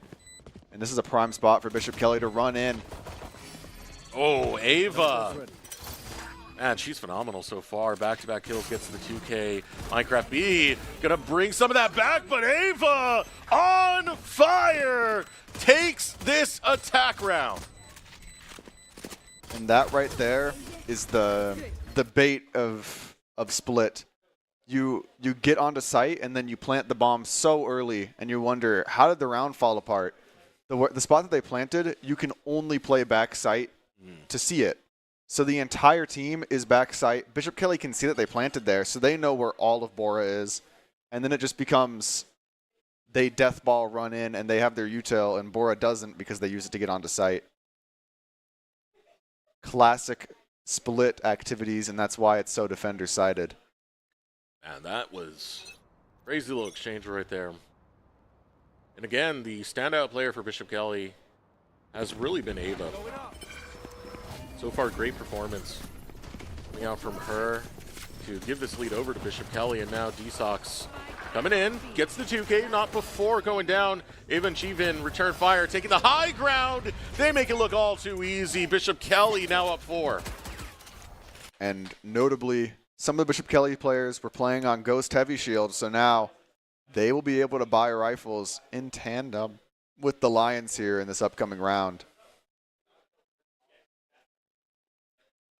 Man, this is that high angle I was talking about. It's like so hard to push onto that particular site when the defenders are able to hold that ground and just kind of rain death from above.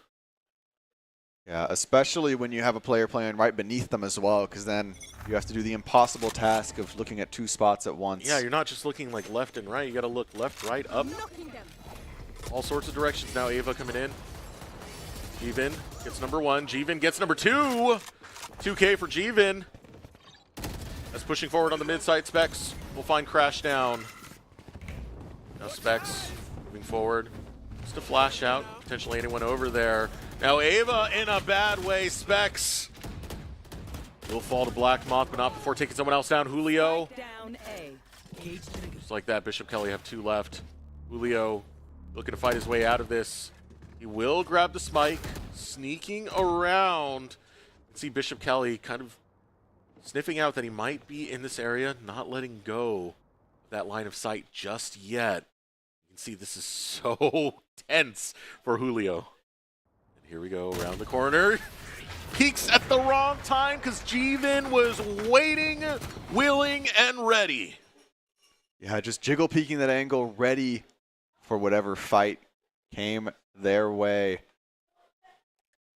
And this round, what a nice stun, forcing the isolated 2v1 there, back to back, making it very difficult for the Lions to be able to push. And now, with the kill contract up, playing into these pistols, it is almost a guaranteed kill if the ISO feels like using it for some reason. It would probably be best to save it, though. It's going to be a really hard round for Bora to have to get through this. You can see already the damage going on to Specs. Specs, who's been one of the more sturdy players for this squad. Now let's see what Bora can do. If they can make the most of this, already. War is able to grab G-Vin. Ava still on fire. Really on fire because Specs is falling as well. Ava peeks out, has the high ground on this potential attack coming forward. We're going to shoot over into the smoke. Now spots the head of Julio and will take it as well. Now still hiding in the smoke. There's not many places Bora can really go. Eventually, they're going to have to face the fire. Only one remains. That's Dwar. Ava's going to peek through and take him. Bishop Kelly, one away from match point. And it's going to be a rough fight. If the Lions do not win this round, they probably don't win the next. That's the way the economy works. Yeah. So this is really the secret match point of the game. And there's not much the Lions really have other than their base utility. And it seems like they want to just push, push, push, and rush in through B. I mean, they're spending everything they got. That's your econ gone. T-Sox is so quick with it. And that's something you can't really push into. The Gecko Dizzy is really all they have to deal with it. I think the Lions are beginning to realize just that exactly, but they're going to meet somebody maybe unexpected. Crashdown catching B with the knife out. Paranoia coming through. And yes, he does find another. And you can feel the hopes dwindling. Two members of Bora remain in a very sturdy flank right now. Is going to be Crashdown. He's walking up to Dwar. Dwar is quicker. Specs, two back-to-back. Maybe the Lions are not out just yet as they're fighting tooth and nail, clawing against the Knights.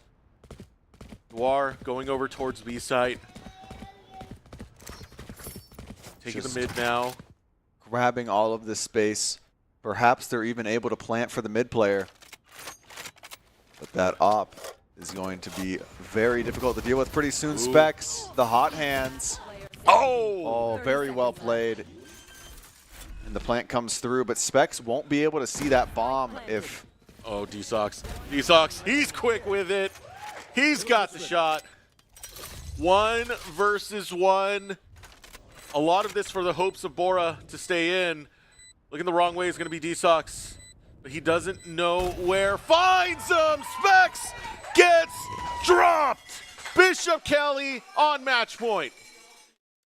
And now the Lions are in a very rough spot. All they can afford really is some SMGs, I believe. So we're going to see probably just like 5 guys with stingers trying to kill one player, and it's going to be a nightmare. Or a dream come true. We can really only tell what happens if the gamble pays off. I mean, we can cross our fingers. Oh, they somehow managed to find the economy. I guess they went light shield and not enough utility last round.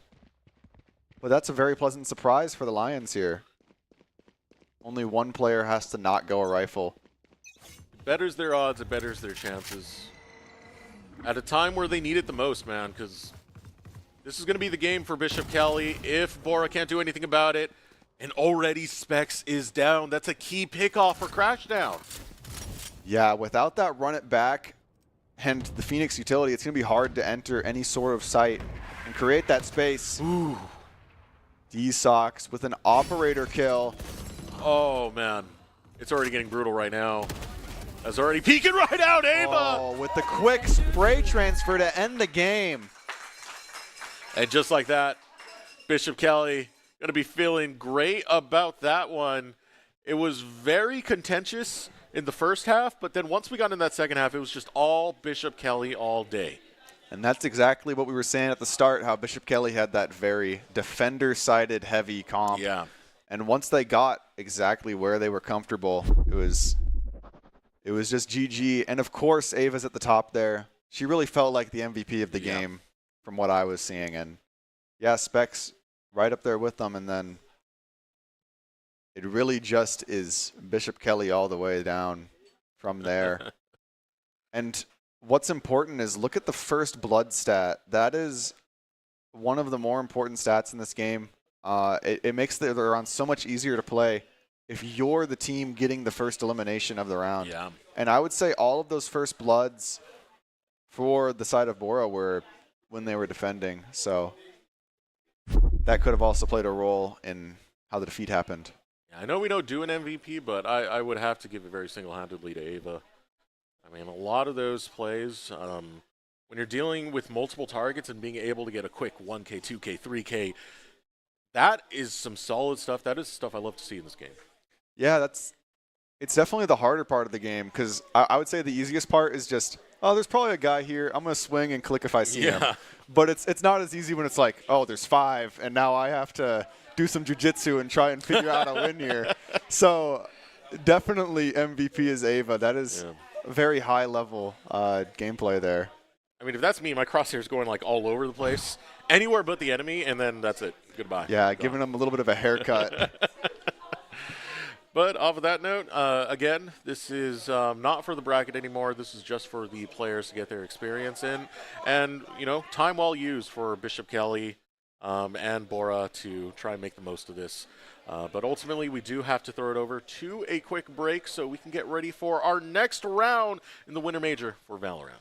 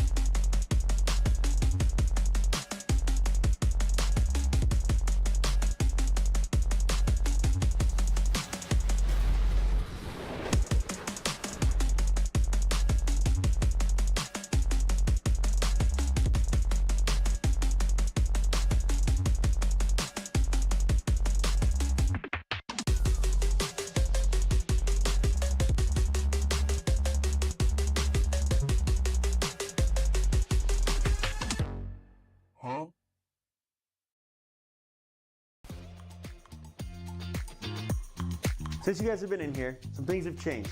We've updated this place to be in its final form. New cabinets, new counters, all sorts of new stuff in here. This has turned into a place that wouldn't look out of place at an SEC or Big Ten football facility, and Dairy West has allowed us to have it here. We've taken a holistic approach to our player nutrition, and we're really thankful that Dairy West has made sure that our fueling station is the best in college esports and really at industry standard for any college athletic department.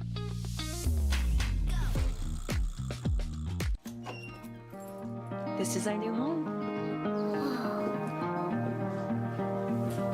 Mission control, engine locked. I'll call you after. I'll be right next to you.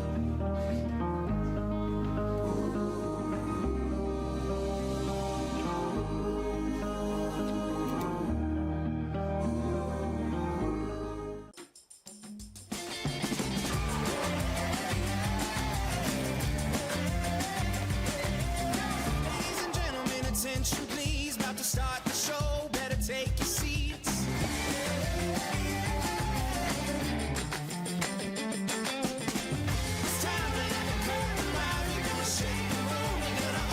Now earn up to 4 times the rewards with the ICCU Premier Rewards Visa credit card. It's the credit card from the credit union you love. Scott Matlock, underrated recruit, has built himself into one of the best defensive players in the Mountain West. What would you do if you couldn't fail? Would you see every setback as a catalyst to keep going? This is the innovator's mindset, because innovation demands daring.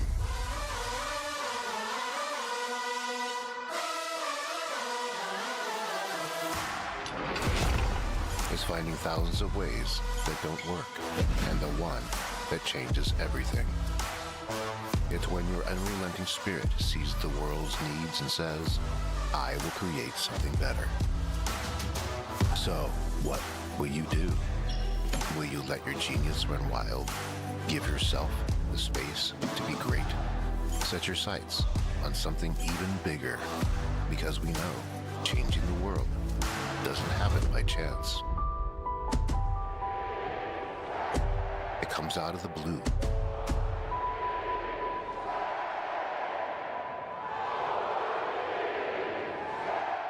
My friends know me as Derek, but I'm also Master Sergeant Raxter.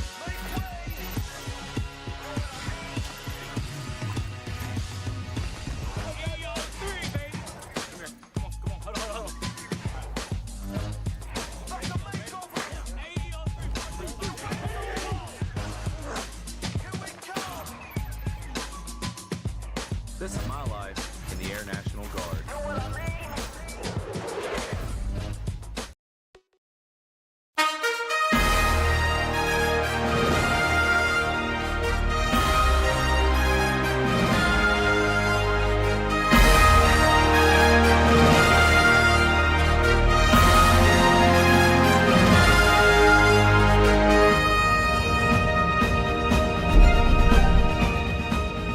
Welcome back, everyone, to the Winter Major presented by ICCU.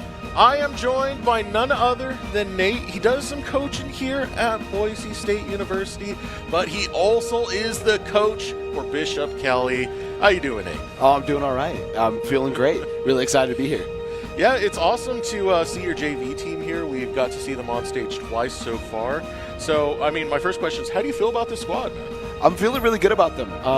They're showing a lot of signs very similar to where my varsity squad was maybe 3 years ago, where there's a lot of raw potential there that I think once they kind of build up their skill and their team chemistry, I think we're going to build up another dynasty of another unstoppable BK team. Okay, you're talking about some of that raw potential. There's one player who really stood out in this game. Talk to me about that raw potential. Talk to me about Ava. Yeah, Ava's great. She's one of my star Valorant players and star Overwatch players. She has one of the most unconventional keyboard holding layouts I've ever seen. How do we she do it? prefers What's it look full like? sizes. Full-size right? keyboards? And Okay. she props it up on her shoulder like this, like a keytar playing, and then mouse like this, and so it's super ergonomic, but prefers the full sizes so she could prop it up on her shoulder. It's hilarious, but it's super tournament ready because, small desks. It's awesome. Yeah. You can get one of those like MMO keyboards that have the extra buttons just for, that extra support. I was thinking shoulder pad, mounted. Hey, they got 3D printing, you can Yeah, get something like that. exactly. So what does it take to build a roster like this? Obviously you got to do it at the varsity level, you got to do it at the junior varsity level. How do you kind of formulate these teams and who's going to play on what team? Yeah, a lot of it comes down to skill, obviously, but team chemistry, the ability to gel both in and out of the game, I think is a huge thing. One of the challenges with the JV team this year was I was looking like I might not have been able to have one, but then one of the players crashed down, got a couple of his friends, and we're like, hey, join up the game. So, Black Moth, I think, has like 5 hours in Valorant. So, but we built this team around kind of vibes and comfort picks, but I think there's, like I said, a lot of raw talent there that I think can be built up into a pretty strong team. I mean, that's pretty awesome just to see them come together, get this experience, be able to play together, and then play in a tournament such as this where, you do get your rounds on stage and get that experience. So I want to ask you, what do you think it means to these players to be able to, especially before you're playing for anything state, to actually have this type of these types of reps put in? Yeah, it's great. I think the stage, the lights, I think this is something that, I call it state championship preparation, right? Is we play at Bishop Kelly under kind of a pretty comfortable, semi-controlled environment, and there's something different about playing under the lights and things like that. And I think it just generates some good hype. You're going into it ready for the preseason. It's like, oh, I get to play up on stage for 2 matches and under the lights and the sound and everything. And they're like coming out. It's like, oh, I'm so ready for Tuesday. Let's rock and roll. So, yeah. And you get to play against some varsity teams. This team in specific, Bishop Kelly, you guys played against Middleton. Yeah. How did that go? How are you feeling about that? Because in some of the earlier rounds, you guys were able to actually push them quite a bit, a team that almost made state. Totally, yeah. I think kind of going into this first match against Middleton, it was a huge unknown. I was kind of nervous to kind of see where they were at, how they perform. And then after that pistol round, that was just a complete clinical takedown of Middleton, I was grinning ear to ear. I was like, all right, I think we got something special with this team, hopefully. And as they played, it was tough, but it was close. And I think that was really good. It was a shining thing for them. So. That's awesome, man. Well, I want to know personally from you now. Yeah. You do coach multiple games. We saw you yesterday with Rocket League. I've seen you coach even our Smash team over here at Boise State. You being with Bishop Kelly. What does it take to kind of like have to bounce between mindsets? Is it kind of just one thing where you like teach that culture, or are you going a little bit further than that? Totally. I think it's a little bit of A, a little bit of B. I think, you take it at the micro level, but I think the primary focus for me as a coach is these kids are always going to know the game better than I do. Yeah. So I rely on their expertise, but where I thrive and my specialty is I know them at a macro level. They can see themselves, they can hear their teammates, but they can't see their teammates. I can see them, I can hear them, I can figure out how to, form this team together, what's going to work, what's not going to work, and really take that macro approach. So by taking that macro approach, it's really nice to be like, okay, this can fit onto Team A, B, and C across Valorant, Rocket League, Smash, and be able to form that. It really comes down to, they know the game, I know the people. Let's take that a little bit further. What would you say your team culture is? Like, how do these players vibe together? Do they spend a lot of time like outside of esports together and stuff like that? Absolutely, yeah. I think it's a culture of friendship and respect. I allow my teams to really develop their kind of cohesion separately and differently in a way that really works well for each one of them. And then I approach each team slightly differently and figure out, how do they want to talk to each other? How do they want to meld together? And then we kind of roll from there. So, but it really, a lot of it is, I want to say it's vibes based, right? But, vibes is kind of one of the key things, right? If we're not mending together in positive vibes, you're not going to play well. You could put 5 of the best people together, but if they all are disliking each other, it's going to end pretty poorly, right? Good vibes is part of good gameplay. It's one aspect of it, right? Exactly, right? Exactly, right? Because at the end of the day, fun wins games, right? Yeah. So, yeah. Especially in a game as momentum-based as Valorant. Exactly, yeah, and it keeps the mental strong. Yeah. Well, I don't want to take up too much of your time because I know you still got to do some more coaching for this squad. So I want to thank you so much for joining us on this broadcast. Do you have any shout-outs before I let you go? I want to shout out everybody, specifically my wife, who is rocking and rolling at home with a toddler, and yeah, we're there. It is, the ring. Yeah, so she's rocking and rolling with a toddler for 3 days now after Smash. Yesterday with Rocket League, and today with Valorant and Smash high school level. So she's really the star of the show, holding things together. All right, well, thank you so much for joining us. I want to wish you the best of luck on the rest of the bracket. But off of that note, we are going to take a moment to throw it over a short break while we get ready for our next matchup here, the Winter Major.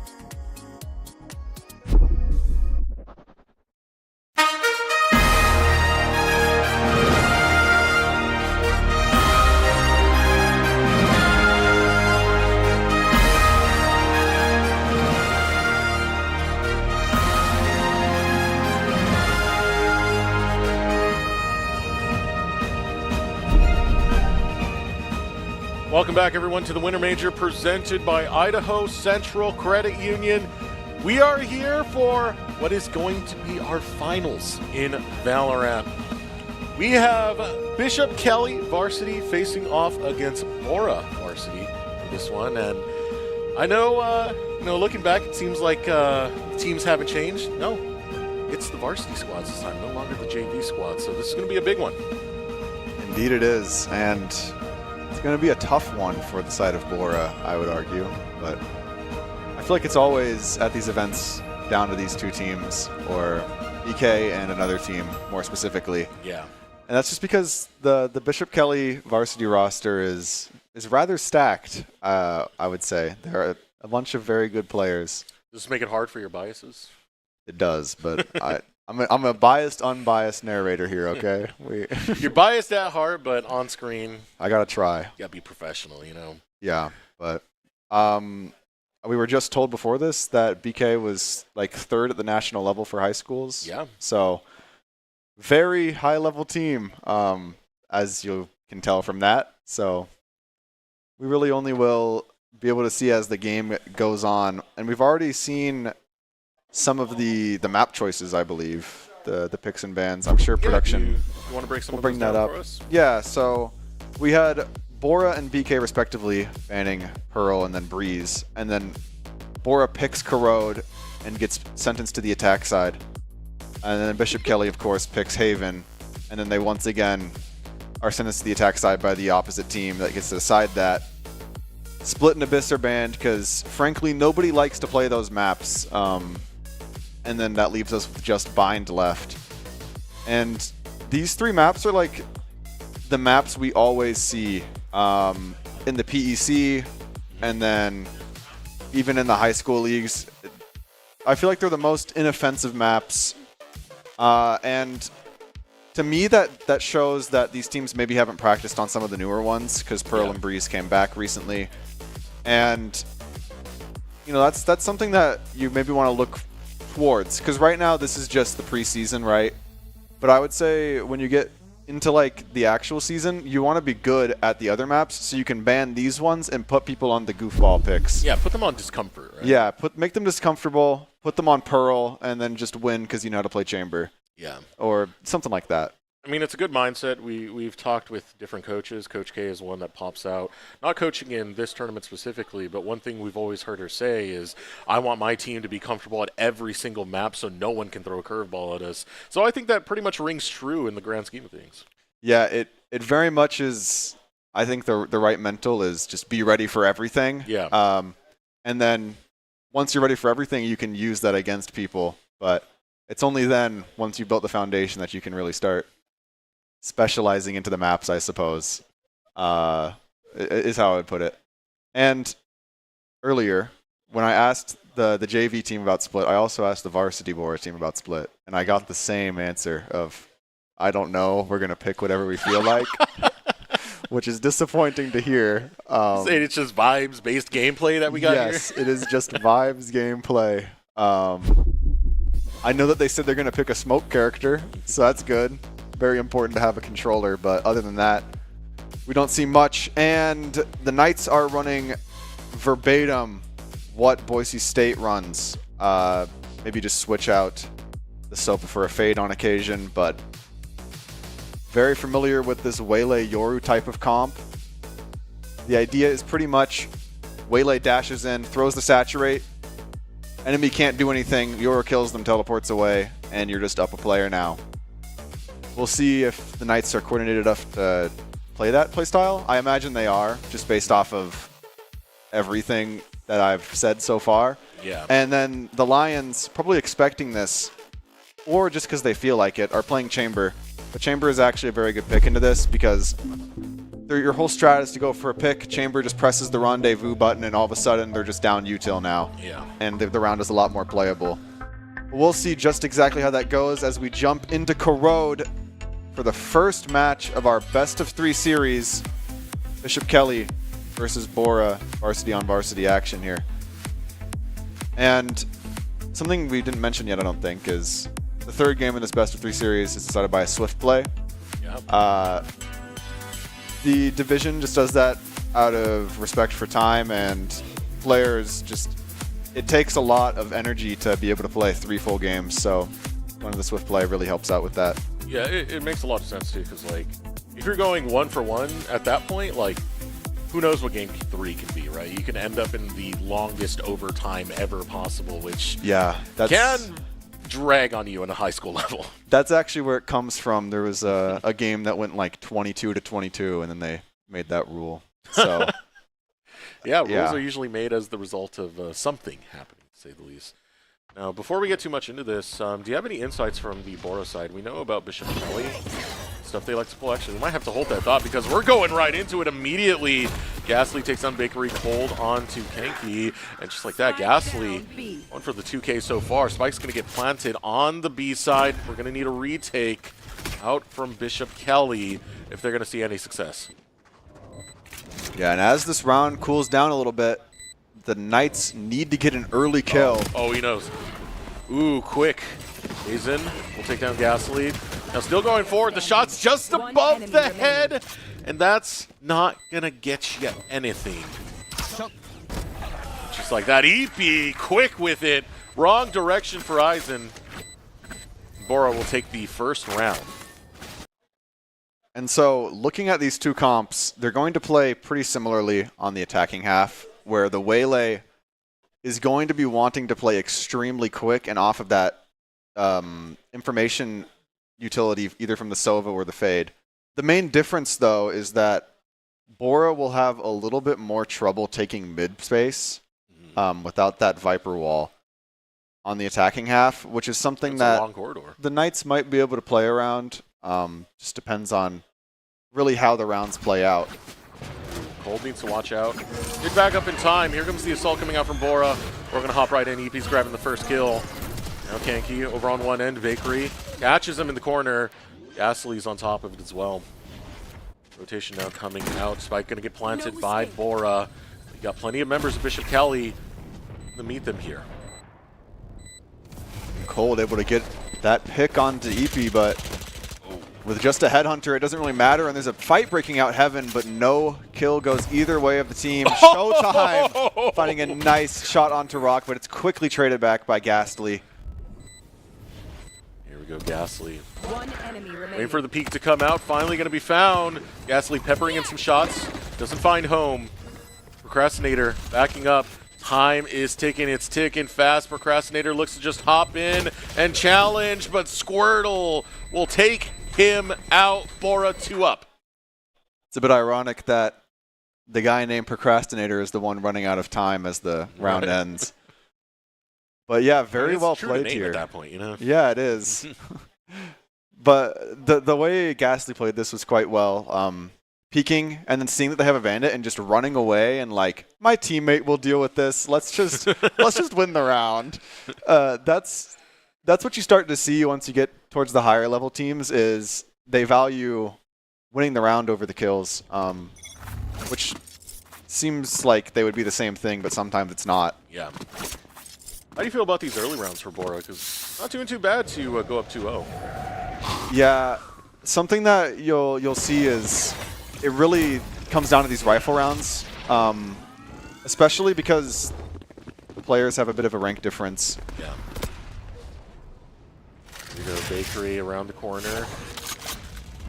The utility to keep you out of the crosshairs. Enki stepping up now. Here's the footsteps, goes for the shot, but Showtime will find it. Squirtle! Oh, Squirtle! Beautiful shot to come in, takes down Eisen and Bakery. And now we'll find that corner to plant that spike. Great play coming out from Squirtle. This is very favorable for the Lions now. They have 2 rifles that they picked up from the Knights, and their chance of winning this round just went up quite a bit. Showtime getting ready to swing, but does he know about the crossfire? EP! And then Squirtle plays off of him. So well played. The deadlock for the side of Bora. Squirtle was able to open up that round completely, giving 2 rifles the way of them. And that makes it really hard for the Knights now because they're down on credits. Yeah. And this is where things can get out of control and snowballing of the economy can start to happen, is when the rounds you're expected to win, you start losing. It was a nice 1-2 punch that we got out of Squirtle and Epi, working hand in hand in tandem, playing off each other's plays, and raking in those kills. It's going to feel good for the Lions. Prowler, all of the information on it's denied. We do know Viper's playing this site if you're a Lion here. Paranoia gets baited. And I believe the Nightfall is going to come online for Bora. This could be a angle to execute with it and guarantee the round. Nightfall comes through. Here we go. Now Rock, realizing what could be his way right now, is able to hop right onto Showtime. Bakery, Eisen, Colt, they all fall to the power of the Lions, and only one remains for Bishop Kelly. Procrastinator has to fight with a bit of a weapon disadvantage. Flash is turned, but the Bucky is able to pick up that kill, and a quick trade ends the round. Yeah, one consolation prize. Hey, you got the jump shot with the Bucky, but ultimately it's been quite dominated so far out of Bora. Yeah, and unfortunately the one kill they got was on the guy who is playing Chamber and is using Headhunter and doesn't have a rifle, so no money is actually lost for the side of Bora. And so now Bishop Kelly, it appears we have a bit of a pause coming through, but Bishop Kelly needs this round. Yeah. Because if they lose this round, they lose the next two. Valorant rounds often come in pairs. One thing about the Lions here is they use the Nightfall, I would argue, on a round where they didn't need to. Because it's rifles versus pistols. Surely you can win that without an ultimate. And now you're not going to have that ultimate for the later rounds. But the idea of securing it also makes sense. I just would argue having the Nightfall for this next round that it decides the next two makes more sense than using it on one that's already kind of in your favor. Now, how are we feeling? Because the stage was set earlier that Bishop Kelly was going to be the team to be the favorites in this one. And so far, they haven't even taken a round. It's been really controlled by Bora, who are holding their own and pushing Bishop Kelly into bad spots. Yeah, I would say the Lions are doing better than expected. I think the last time we saw these two teams play against each other, it was a 13-9 victory the way of Bishop Kelly. So it's never really like a blowout or anything, but it's often close. But this is more Bora-side than I would have imagined. Now, if they do take a win, you can let those biases fly free. But speaking of flying free, Eisen on the flank obliterates Bora! And he will finally fall to Kanki, but what a play! Oh, and look at this. The Knights are just giving that space, letting the Cloves, not dead yet, run out. Spike planted. Ooh, shot coming out from Epi. And even with that grand play from Eisen, we're down to 2 versus 2. And Showtime must swing into the smoke. It's just so difficult. Oh, did you see that flick from Epi? And Epi able to hold the ground. And that was crazy. Eisen started off so well with that. It seemed like this was going to be a Bishop Kelly game. I mean, take another look at this and how this unfolded, right? Like, look at Eisen's positioning. At this point, I'm thinking it's all BK, and somehow Bora still fight back from this. Yeah, the main death that round was Cold didn't listen to Doc's Keys of the Games and may have ego peeked the op. And that costs the round, as just the op is so strong. You really have to respect it, especially when the guy has a fast reaction speed. Get in the main labs. Licky with that wrist. Now pushing forward. Looking to go in. Ghastly shooting into the smoke. Able to grab the pick. Procrastinator's doing some work as well, but Rock will not let that go unattended, and neither will Squirtle. One remains for Bishop Kelly as Bora continue their domination. Oh my goodness. And now it's just down to Showtime with a Sheriff, and he gets shot through the wall.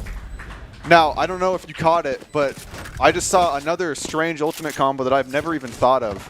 So the Deadlock has the assimilation that she throws out here, right, off of the information from the Fade Eye. So they're hit, right? Then we use Convergent Pass from the Waylay to hit the enemy team so they can't spray their weapons and shoot them out, guaranteeing a kill. What do you do against that? You die. You just die. You just die. I guess you cope and say they used 2 ultimates for 1 kill, but still, I mean, that is crazy. That's like almost a guaranteed just sure hit there. All right. On 2 ends. How are you feeling about Bora? First, as a caster. Secondly, as someone who came from Bora. Well, I would say that they're showing up stronger than I expected as a caster, and then as a Bora fan, I'm hyped. You know, I'm quite excited to see 06 opening the game. Just that it's rather lovely to see here. They are really holding it down, so it's been fantastic. I mean, again, Bishop Kelly, their varsity squad is so strong. Very at the top of the end when it comes to this level, and for Bora to be able to throw as heavy as they are, they're punching up, and they're doing it fantastic.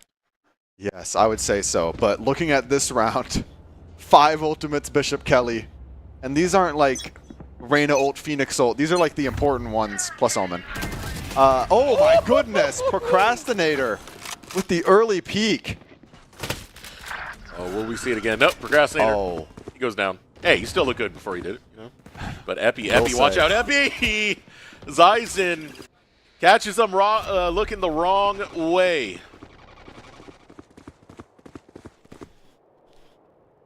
No, Genki. Hang around this corner. Showtime is not too far off from his location. The peek in the wrong direction. Still going to hold that angle. Ships in the night now crossing each other. Showtime stays there.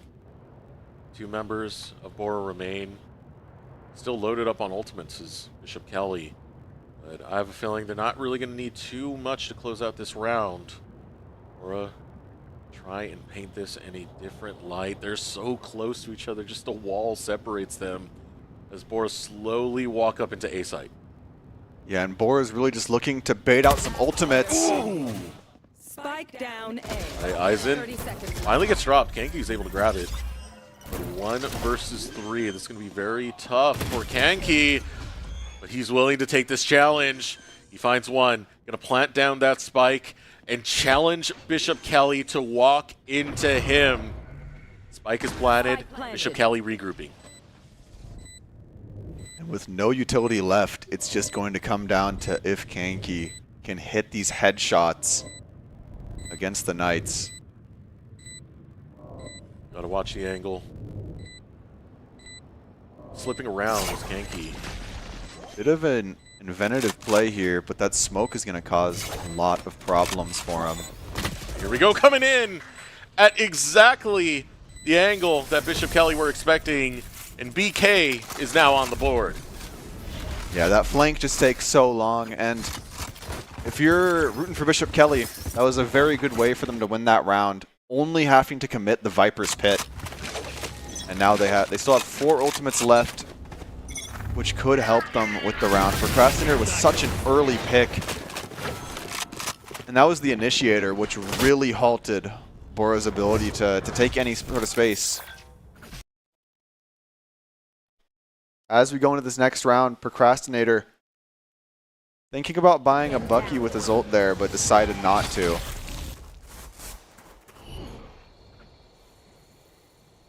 Bora moving on to B side, only sending 1 over on the A side. Now looking to come in on the offensive is Bora. Procrastinator's able to catch 1.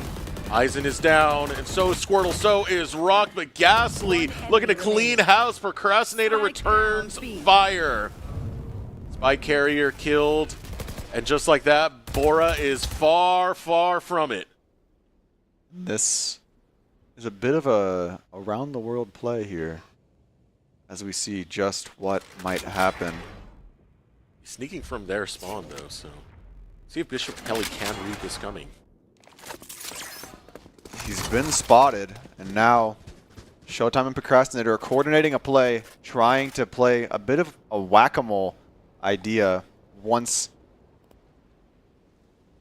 Epi shows, but only time will tell is how this is played.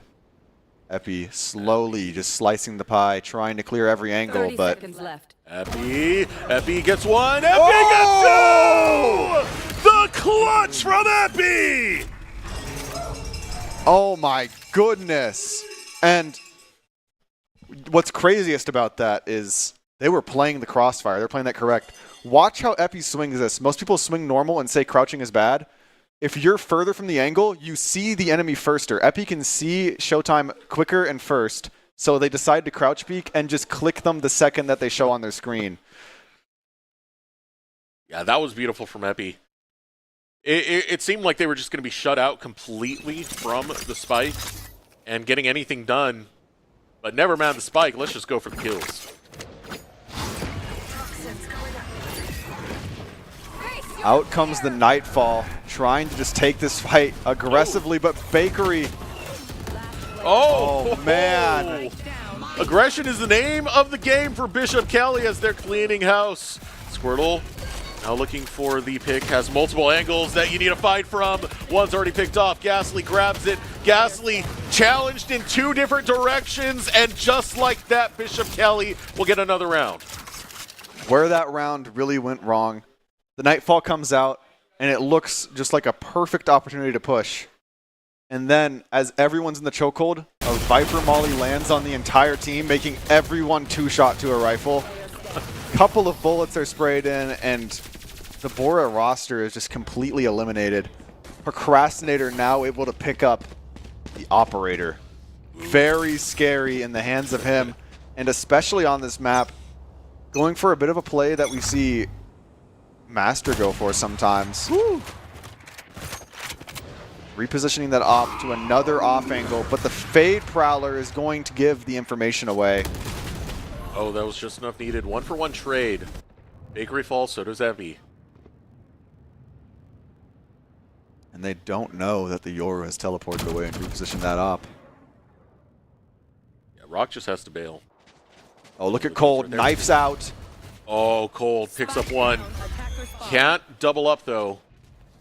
Yankee grabs that kill. On respawn currently is Bora as they try to evaluate their positioning. They're looking at A-site.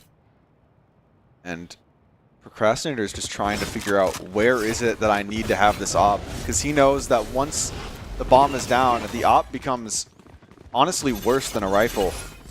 Convergent Paths comes through, making sure that A-site is theirs. Conky's going to place the bomb down default as we go in to the retake. They have the right angle to try and block off the retake from Bishop Kelly. Just got to hold on to it. They hold it from multiple sides. Dimensional Drift coming through. Clearing out Elbow. They know where everybody is. Hell of a challenge now. Ison's going to fall. Squirtle takes him out. And Showtime! 2K Procrastinator as well in the back pocket means this defuse is done for BK. And Procrastinator watches his teammate die. As he had 8 seconds left to defuse and definitely could have saved Showtime. Found them. And this Dimensional Drift was very good. It cleared literally everything and told them exactly where the paranoid to be thrown. My territory. Enemy remaining. Had Showtime not hit that spray transfer, the round would have been looking a lot different, but very well played by him. Able to keep that round together. We're seeing the momentum shift pretty heavily now. Bora went up round after round after round and started off early. Bishop Kelly coming online. They're getting their defense together and they're stopping Bora in their tracks.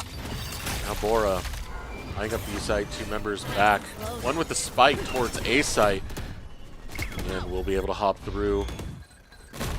Bakery holding the line. We'll spray in. Try and find some picks. No damage can be found. And here, Showtime able to find that opening pick, and the spike has been noted. Rotates are already coming through. Ooh, but it's a bit of a bait. BK sending more members over to A site. Immediately, Bora rotate the spike to B. Yeah, and it looks like Bishop Kelly was ready to give that A space, looking just for a clean retake.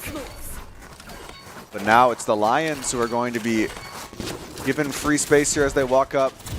But notably, planting is bad here. Ooh, Cold grabs one. Bakery trying to move forward. little bit of a challenge right now, but still going to grab the kill. Peeking around the corner, Bakery gets picked by Squirtle. Cold steps up, Procrastinators takes them down. Bishop Kelly will win another round.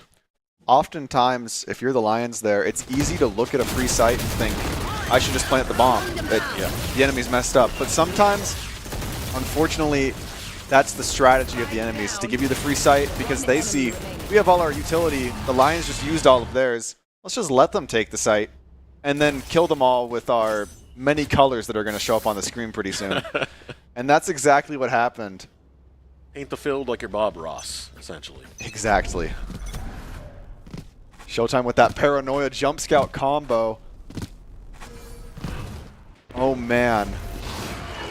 The Prowler notes him, however. And that space is theirs. A Rock takes out Procrastinator. Now pushing forward into the site. Defense being set up by Bishop Kelly. Now hopping right in. Showtime. It is Showtime. Is now looking for another. Peppering right through the smoke. We'll have to back off. Bakery wants to hold the side, spots out one. Showtime takes Squirtle up, but Epi will finally claim Showtime. Bakery stepping up very carefully. Still in the air, going right past. Now Bora wants to spike, but here comes the flank of Cold. It is ruthless, it is vicious, it is Cold. And, oh my. Bishop Kelly saw it was a very small mistake the Lions made there, but they capitalized on it so well. The chamber pops his ult, and then this clove smoke comes down. This clove smoke is actually bad here because it allows a crossing that the chamber op can't hold anymore, and chamber, if he has tour to force, he doesn't want to be swinging. So all of a sudden, the advantage that the Lions had became a disadvantage for them, and that smoke could have been used elsewhere to maybe help out with the round. Well, all this action, it has been fun, especially here for our finals, but we always got to give thanks to our sponsors, and that is Boise State University's Extended Studies. Get your degree on a schedule that works for you. Boise State Extended Studies offers a variety of fully online courses and degrees to help you get your degree on your schedule. Visit boisestate.edu/extended studies for more details. But it's time to swap sides, Nathaniel. As we go into the attacker half, again, very similar, except Bishop Kelly also takes mid space here, which is kind of what we were predicting on that last half. Oh. Dangerous little angle there, almost finding one as a saturate comes through. Here we go. Going for the head, but doesn't quite find it. Spike carrier going to go down as Epi gets pressured and taken. Health bars are a little bit low for Bishop Kelly, though. Spike gets planted. Boro's going to try and find their way back in. Two members remain, shooting right through the smoke. Procrastinator claims one. One shot is all that you need, and Bakery will put that right into Rock. And now it's time to see if the goober buy that we've been seeing comes through, quite frankly. That's what I'm calling it. It's where you go a pistol and heavy shield, and then if you win that round, then you go rifles. It's very unorthodox, and it seems only Cold is doing that, so it won't be Bishop Kelly trying to streak 3 rounds together. I just love that name, I'm sorry. Goober by.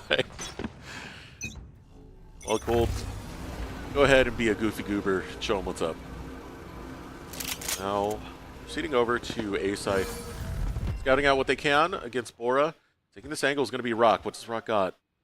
Doesn't have much vision. Try and compete right here. So this is pretty challenging, but immediately coming in. Rock is under pressure. Rock has to retreat back towards A site. Feel some fire coming out. Not going to buy into the clone, but gets taken out nonetheless. And with elbow space just given, Ghastly now doesn't have enough time to get on a site. That's the spike noted. Ooh. More shots coming in. Oh my. That is vicious. A bit of an upset here. And Cold, who should have a gun here to fight against them, has his goober buy. He's doing it, man! But he's still able to win! Oh, he's a goofy goober, Cold! Clutches it out and makes it look good.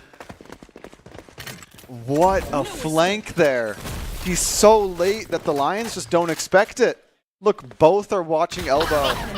Squirtle just gets caught, and then Epi is killed before the comm can even come through to tell them, I just got shot in the back of the head. Yeah, you can't really say that when you don't have a head on your shoulders anymore, right? I suppose so. Oh, that was crazy cold. We're going to remember this as the day the Goobers succeeded. So here we go for Bishop Kelly. Ooh, really trying with that angle is Epi. Wants to go on the deep flank. Cold makes him pay. And on and off angle, too. Cold's able to get that rifle over to the side of Bishop Kelly, and it's going to make it a bit harder for the Lions here. Still holding those tight angles, though. Yeah, they have the close-range firearms. So, of course, the Knights want to play these tight angles and not give any sort of advantage to the Lions. Map's gone quiet for a while, so both teams are starting to get into their heads and maybe look for swings that wouldn't be advisable by anybody. And that's just what's about to happen here in the mid lane, perhaps. Showtime going for a bit of a TP, and there we have it. The nerves making them make a bit of a mistake there. Pretty tough right now. Here comes Bakery. Finds Rock. Gets the appropriate angle to make it happen. Now pushing to plant the spike. Bishop Kelly. They have control of A site. Rotation coming out of Bora. And that bomb is going to come down in the back corner. This plant is for literally anywhere. Ooh. What a nice saturate. This angle's being read so heavily, but still Kanki is able to grab one. Now jumping in off of the flash, Procrastinator. Makes it look good. All that remains is one with only a tick of health to fight this back. You can't get shot, you gotta pop nothing but heads. Can Ghastly do that? That is way too much to overcome as this angle is held down by Bishop. Oh! One picked off. It's a consolation prize because Bishop Kelly will take the round.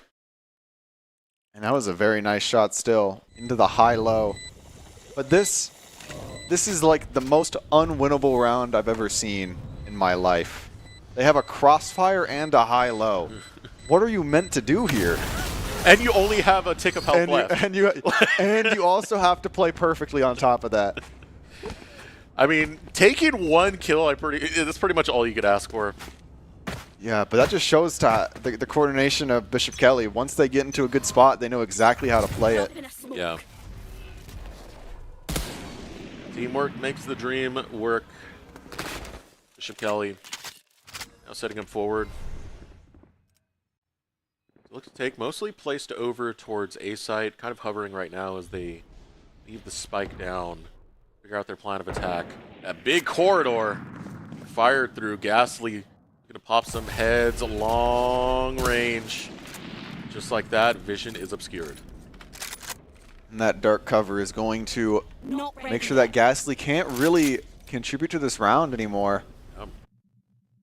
As the Marshall buy was there. Headhunter, maybe a bit of a fight coming through. And as they play a game of chicken on this corner, Clove decides to break that up pretty quickly. Chicken's an understatement. This is so tense right now. No one's gone down. The spray and pray coming out from Squirtle. Not at the right time. Bishop Kelly are able to retreat back. Epi looking, and Epi not going to find. 2 down, 3 down. Bora are falling apart in this round. Tick of health remains. Spike's going to get planted by Eisen. Spike planted. And Rock Dew here. Getting either of those low health BK players would be so good. But the Lions have such close range weapons. What can they really do here? You got a Bucky and a Dream. You can dash on top of their head and die, or you can sit here and die. There's not a lot of options here. But one of them denies Bishop Kelly ultimate orbs, so perhaps the save and then die to the spike is the idea here. Yeah, I think that's the best case scenario for Bora. As fortunately, there's not much you can do. As we walk up and eliminate ourselves to deny 300 credits in an ult orb to Bishop Kelly. This is where the timeout becomes useful. Look at how much of one color we're seeing on the scoreboard. That's when you start to think, maybe we need to pause. Maybe we need to do something to shift the momentum because it's getting out of hand pretty quickly. All the credit in the world, Aura, when they were on attack side, they were looking pretty decent. And then at the tail end of those attack rounds, it was Bishop Kelly who started to flip things. So Bora maybe perhaps in need of a bit of a reset coming into this. As that Owl Drone comes through, Rock is noted. And that's exactly the target that Waylay might choose to take out. Ooh. That smoke falls, and Showtime was just not ready for it. Holding the corridor. It's going to be Bora. There's not many ways to attack. 1-for-1 trade. Genki waiting for someone to peek out. Waiting for a head to pop. Able to crouch down and finds Procrastinator. Bishop Kelly are losing members quickly, but Bakery going to be the great equalizer for this one. Stops the Prowler, now steps up. Looking for the angle. Bakery finds it. Bishop Kelly now fighting against Bora. Bora a little bit low on resources here. So right there. One shot. Take out Genki. One full health member after that. Bishop Kelly pushing into A site. It seems like maybe a bit of a read here from the Lions. Ooh. Baker with that fast flick and peek. All right. They know where Epi is, so Epi overwhelmed by Bishop Kelly. Go 10-7. And the shorty comes out. That's how you know the game is at a higher level.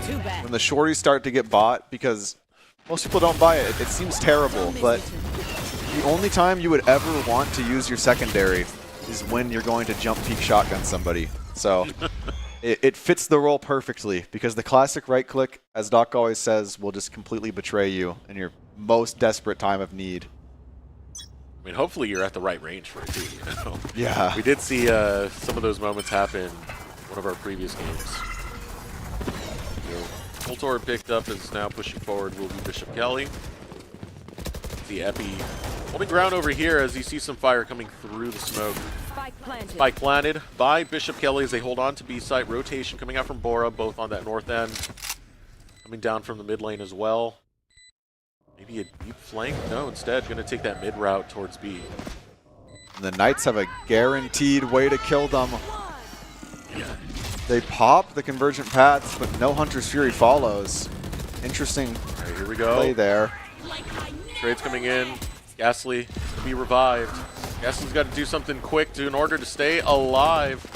Holding down this point so far, coming off from the top, then Showtime grabs one. Kenki goes down. Showtime 2K, 3K actually in the grand scheme of things. Squirtle finally puts that to an end, and Bishop Kelly one away from match point. And now things are getting dangerous. The Lions need a round soon, or else this map is going to go the way of the Knights. This is getting out of control at this point for the Lions. And the ultimates Bishop Kelly has, Dimensional Drift and Hunter's Fury together, is a disgusting combo, because the Yoru is immune to damage, you can't see him, and he can body block you and force you to eat that Hunter's Fury for lunch, and that's not exactly what anybody wants. You can see the econs getting lower and lower for Bora. Be very damning right now. Cold, Bakery, both together. Looking for an angle on into this. Cold's taking the top side, looking to flank through. A couple shots come out from Kanki. Spike goes down for Bishop Kelly. Again from the north end. Rock under a lot of pressure. Goes for Procrastinator, but Procrastinator is quicker to the trigger. Teleport's ready. Two different angles right Showtime now. Showtime coming up behind. Oh. And this feels like it could very much be the end. See right now, Bishop Kelly have just been running away with this. Yeah, it's going to start coming down to just force buy from the Lions and see if they can win with the worst guns on repeat. Yeah. And they have to do that for 6 rounds straight, whereas Bishop Kelly can just sit back, relax, get 5 ultimates, hit them all at the same time, and win the round. I mean, at the very least, for Bora, this is a best of 3. So things are not over if they lose this game. They lose this map right here. Looking forward to Zeppy, Kenki as well. Oh man, might bump into some company. Showtime. Grabs that kill. Squirtle now holding the angle on A site. Rotation for Bishop Kelly is towards B. Rock on a bit of a curious angle here with the Bucky. That Viper's Pit's going to be so good if the Bucky stays alive long enough in this round. Showtime sees the rifle sticking out through the smoke. Ooh! Oh, but what a nice flank here, and now that's 3 rifles for Bora here. Nice pickup coming out. Now pushing forward. Oh, but the shorty lurking in the Viper's Pit. One enemy remaining. I dare you to challenge Cold. Cold looking to peek out right there. The shots come in, but Bishop Kelly will not be denied in this game 1. And those were some very close rounds. I think things are starting to spiral out of control, as we saw. Yeah. And, you know, something you have to realize is once the momentum starts shifting, you just type /pause in chat, and then it stops. That really is an underrated part of playing in competitive. And yeah, looking at the scoreboard, things were fairly just even around the board. Like, this was a pretty even match. Yeah, all things considered. Again, BK favored coming into this. Bora pushed them a lot in those early rounds. So it was nice to see that BK weren't just going to fall by the wayside. Bora, excuse me, weren't going to fall by the wayside. You can see some of the heroes that have kind of stood out within this. Procrastinator. Taking a lot of risky plays, I would say, came out for Procrastinator, but a decent amount of them did pay off. Yeah, I would say a majority of the more unadvisable plays paid off. But yeah, I mean, if you can make them work, then just keep doing them. And now we're going to see as we go into Haven, just exactly how Bishop Kelly approaches the attacking side, as that's where they're starting. I'm wondering, because there's a few ways to approach Haven, and you can fit Yoru in there, and I know Procrastinator likes to play Yoru, so we're probably going to see some sort of Yoru comp from their side, but I don't know what you're thinking, team comp-wise. I don't know. I'm really wondering how Bora are looking to switch things up a little bit, because I think what this game did show is, at the bare minimum, they do have the potential to try and match the skill level that we've seen out of BK. Yeah, I would say the potential is there. I think just things stop being coordinated at some point. Like, further into the round, at least from what I was hearing, I heard a lot more sound on the right side than on the left side. Yeah. And so I think just comm started to maybe break down, and that's just how it is sometimes.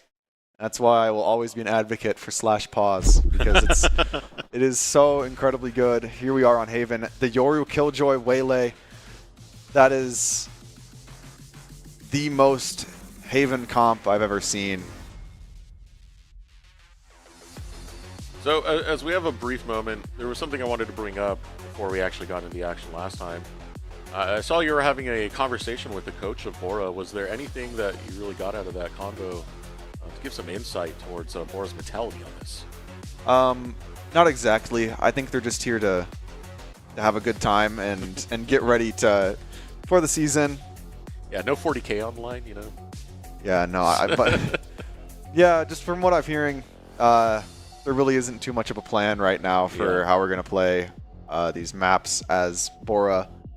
And that kind of shows. Something that I did see, though, was they showed me the ranked history of one of the players, and it was a green carpet, like 20-game win streak of just Phoenix.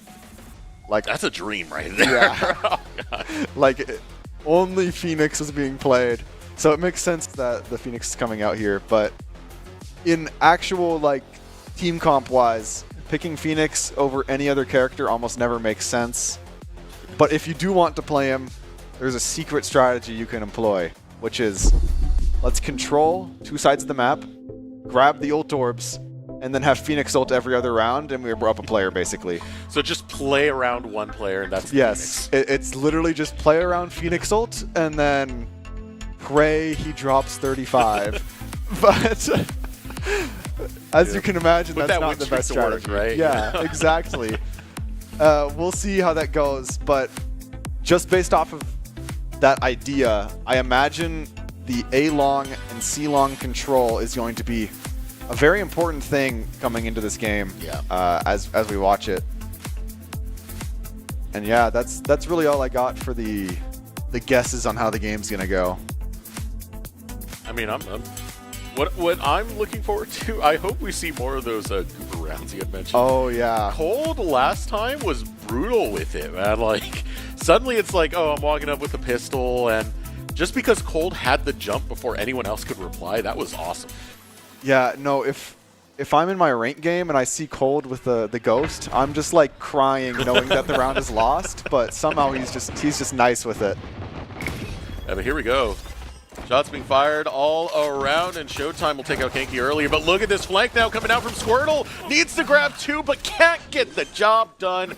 Spike's going to get planted by Bishop Kelly. And Ghastly able to get that kill. Such an important one. As now, Bishop Kelly is going to have to deal with a whole lot going on here. Oh, Happy with the flank. Oh! All right, Eisen finding one. That dart notes his position. Oh, Shock Dart gets him low. Pressure. Peeks out, goes for the shot, has to, again, peek right back after the reload, but now putting pressure on. Eisen finds it. There's another one coming right around the corner, but Eisen can't predict that one. Rock will get the defuse. And Bora is able to get that round. I didn't exactly see what happened on the flank, but here's my guess, because we didn't see two Omen Smokes on site from the side of Bora. They dropped an Omen Smoke on the Killjoy turret to allow for the flank, which then wasn't expected. Which then just... Because there is no way that Epi should ever be able to be on that flank without them knowing, unless if Bora just knows the counter strat already. So good on them for on the foot thinking there. And kind of a repeat of what we had in game number 1, Bora in the early rounds being able to show off. Round number 1 going to Bora on this one, and we're still continuing as Ghastly going to get a pick on Bakery. Yeah, as you were saying, Bishop Kelly's just not acclimated, I suppose. Procrastinator getting a kill through the wall there. And that's a Marshall given to the side of Bishop Kelly. Perhaps what they need to try and win this round. Epi droning out, looking, finds some information, but the window player was not noted. Not going to know what might be haunting you right now. Epi going in. Does spot out and sprays towards that window. Kanki taking out Cold all the meanwhile. Oh. Epi quick with it. Oh my Epi! goodness, Epi! What in the world was that? And this guy's on the support character, by the way. Are we joking? Take another look at this. I mean, this was the early stages right now, but this is where we start to see Epi pop off, taking off Showtime first, and then the back-to-back kills to follow. Some very nice adjustments, too. The big leagues might be calling right there. Oh, God, I'm kind of seeing that meme in my head. Yeah. And now, as we position here, Laura is kind of positioning to give up A, but also their Phoenix wants the ult orb, and it's not going to go too well if Bishop Kelly notices. But Conky gets away with robbery here. Here we go. Conky trying to hold the angle. Ooh, gets baited out by the Clone and Procrastinator. Will capitalize. And now that site just given to Bishop Kelly, and they can plant where they please. Rock with the op, making it very difficult to retake. This might be a round where Bora just has to just give it. Very tough for Procrastinator right there. Op over the top. Looks for a shot, but Bakery will spray right in for the 3K. Showtime to close out the round, and Bishop Kelly on the board. Luckily for the Lions, the op died in heaven, so at least it doesn't go the way of the Knights, but that op is really going to mess up the economy of Bora, where they should have been able to win, or to lose this round, buy next, then even lose the next round and buy after. Now they can only buy for 1 round, and it makes this 4th round so much more crucial for them. Bishop Kelly not going to allow a repeat of game 1 where it was just Bora steamrolling the earlier stages. They do find that round 3 win. Now kind of feeling good about this one. An early Sova dart is hit on Courtyard, and I heard one of the players say that one of them disconnected. Fortunately, it does happen. Sometimes we get those technical issues, but round going to play out nonetheless. Cold gets the first kill of this round. So they're hovering over the spike, which they're keeping towards Seaside. Cutting through. Just holding the corridor for the time being. And as they walk up, making all this pressure, trying to see what exactly it can take, but that Waylay's already in, and with no one to support, Bakery's just gone. Ghastly finding Procrastinator. And he solo holds the site all on his lonesome. Bishop Kelly still trying to just play this round out as their disconnect finally comes back. Bishop Kelly stepping forward. It's showtime. Finding his target onto Squirtle.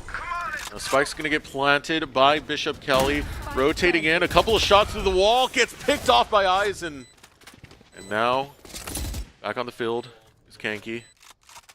Epi rotating for the long flank. Spotted out by Eisen. Will not allow Epi the time of day. Out comes that Owl Drone. Ghastly might not know about Showtime's position. It's all up to Kanki, and it's a bit of a rough spot as he knows he's in a crossfire. But he finds the first, throws the flash out, tapping now, trying to bait out the kill. But he guesses wrong on the 50-50, and the Knights win. Good attempt coming out there. I mean, you're pretty much giving it your all in what is a losing situation, right? The spike is ticking down. Eventually it's going to fall, and you have to contest with something. Yeah, that is one of the harder positions. Just wishing that maybe Ghastly threw a smoke as he died. It would have been so much more helpful for him, but that's the thing. He wasn't expecting to get shot right in the back, yes, right? That is exactly the situation that happened. Cypher Cam, maybe inventor status here. Oh, man.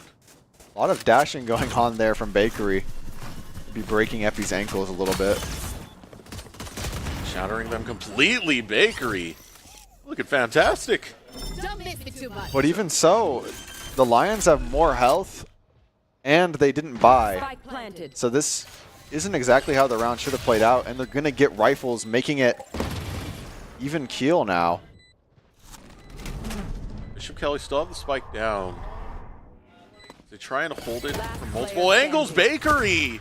My word. Already on the 3K, looking for the 4K! Bakery will beat down Bora. Doing so much on that Waylay pick. On a map where you traditionally don't see her too often. The discipline here, waiting just long enough for when they think that nobody's looking. Bakery just knows the timing, I suppose. Jeez. That was solid coming out from Bakery. Bishop Kelly going to take the lead off of that. See right there, Bakery, kill lead. 7 kills so far in these 5 rounds. A lot of those coming from that last little play just made. Stepping up in this corridor. It is going to get spotted out. Rock, quick, dash away. Now Ghastly having the angle, tries to find 2. Eisen, quick stop. Now Rock gets dropped by Bakery. He's opening up shop right now and finding 2 back to back. Bakery feeling the momentum on their side. It's Bakery now 3K. Looking for one more angle is cold, and it will be found for Bishop Kelly. And now Bishop Kelly not only do they have the economy on their side, but they also have the ultimates on their side. It makes it so much harder for Bora to really do much because, look, the Lions used the Hunter's Fury here. They were committing to winning this round, and it just wasn't enough. Standout player for the last 2 rounds has definitely been Bakery. Yep. 10 kills now. Just going in and killing somebody, disappearing, killing them again. It's the Waylay dream right there. Very quick with it. Looking for some more scouting. Procrastinator finds Kanki. Bishop Kelly playing forward, but someone waiting around this corner. It's Epi who takes down Procrastinator. Cost him his own life, though. Ghastly 1, Ghastly 2, Ghastly looking for 3, but he had to reload. Oh, it's tragic. Player standing. Oh. And Rock able to close the round out, stopping the bleeding for Bora for just 1 round. I felt that for Ghastly. I could feel it. Like, why does my gun have a clip? Why do I have to have ammo? That time for the reload to happen. But all that being said, it's Bora who end up taking the round nonetheless. So Ghastly still the weight of that play being felt. Yeah, very, very much so. Ghastly held that site just long enough for the team to come in. Who's next? Oh, Rock! That's going in the highlight reel. Oh, a quick flick and done. He will rock and roll. Now, over on A site, Bishop Kelly will be able to plant the spike. They will be down a member. Bora might feel decent about getting this retake in their favor. I think the run it back might need to be utilized here. And Kanki agrees, flashing out, clearing all of hell. Be quick right now on this retake. So many different angles for Bishop Kelly to attack if they go for the defuse, but you can hear it ticking down rather fast. Bora, they got to do something. They got to do something right now. Now going in, Cold finds the head. Showtime gets Kanki. Ghastly claims 1 kill, but this spike is dead and done as Ghastly's just looking for some redemption kills. Not even going to find it against Procrastinator. And during that round, what we saw there was the run it back comes through from Kanki, right? Well, first we saw this disgusting shot. Let's see it. Show it to me again. Yeah, thank you, production. But yes, like, Kanki ults out, and then the rest of the team just wasn't behind him. He cleared hell, sight, back sight, front sight, sewer. He cleared literally everything, and then had a checklist. And then his team just wasn't able to get in behind him. And that's just a little lack of coordination, losing around perhaps. Very nice shots there from Kanki on Procrastinator. All right, Squirtle has an angle right here. Gonna be a tough one to take. Ooh, very close to grabbing that kill. No more charges left. Now trying to play this one out. Picking it up high is Rock. There's a lot of smoke right there, so be the easiest attack point for Bishop Kelly to get through. They look for the rotate instead, and that's exactly what they do. They eyeball both B and A. Showtime with a very nice shot there. As the board is now even. But Bora will want to retrieve that rifle from window eventually. This window could be very sketch. Showtime not even going to chance it. Just going to walk away. Ultimate's now being popped. A site under attack. Aizen looking to plant the spike, and quickly Bora are rotating in. Got 2 angles they can really take for right here. Bakery holding it down for now, and will find Rock within the smoke. He's able to go right back in. Now looking to fire right through. It's a tough one to take, but has a good angle. If Bora looks to push forward, he peeps right out, finds Epi. Ghastly claims Bakery back, but it's only Ghastly that remains. And it's ticking quite quickly. Ghastly gets found by Cold. Bora needs to win a few rounds and try to keep things even up here, but it just seems like they're not able to keep control of those sites long enough for the team to come in, unless if it's a case where Ghastly is getting 3 with a Bulldog. So we'll see how the round plays out. The Operator perhaps coming out by Rock. That's a good way to make sure that you hold the site long enough for your team. Just never let them in the first place. See where that Operator gets placed. A lot of shots come down. Spray and pray. Going forward, Ghastly might have a little bit of company waiting to meet him. What a tricky angle here. Cold did not see that As he coming. can teleport away with the Op covering him. Oh! Yeah, but he kind of showed up in a dangerous place, and Rock is taking names. Back to back with the Operator. Now, ooh, one more shot comes in. Kanki take down Showtime. Eisen got watching for the Op. Rock doesn't know about this cubby here. He sees the leg, and that's all he needs to find the adjustment and eventually the kill. 3K with the Operator. Rock looking fantastic with these snipes. And Ghastly, this was kind of a sad situation right there, right? You're able to teleport out, and then before you know it, Bakery's on top of you. That was the plan the whole time, though. It was Ghastly wanted to bait everybody into Rock's Operator. And it worked. It worked. Yeah, they were staring directly at him and just picked up 2 free kills for Rock. Very smart idea there. 4-6 on the score. Oh, the flash coming in at a great time. It's harder to pick that angle. Rock playing with so much patience. Shooting into the window, Cold will grab Epi. Here we go, flash coming out. Not gonna buy into the clone. Has the angle, but gets peeked on by Procrastinator. Popping the neural theft, trying to get some information. And it tells Squirtle he's in danger. Paranoia comes through. So does the teleport, but Squirtle! Oh! It's down to the 3v1 here, Rock versus the world. He's switched off the Operator, looking to try and find a couple of kills. His position's been noted as he made a footstep.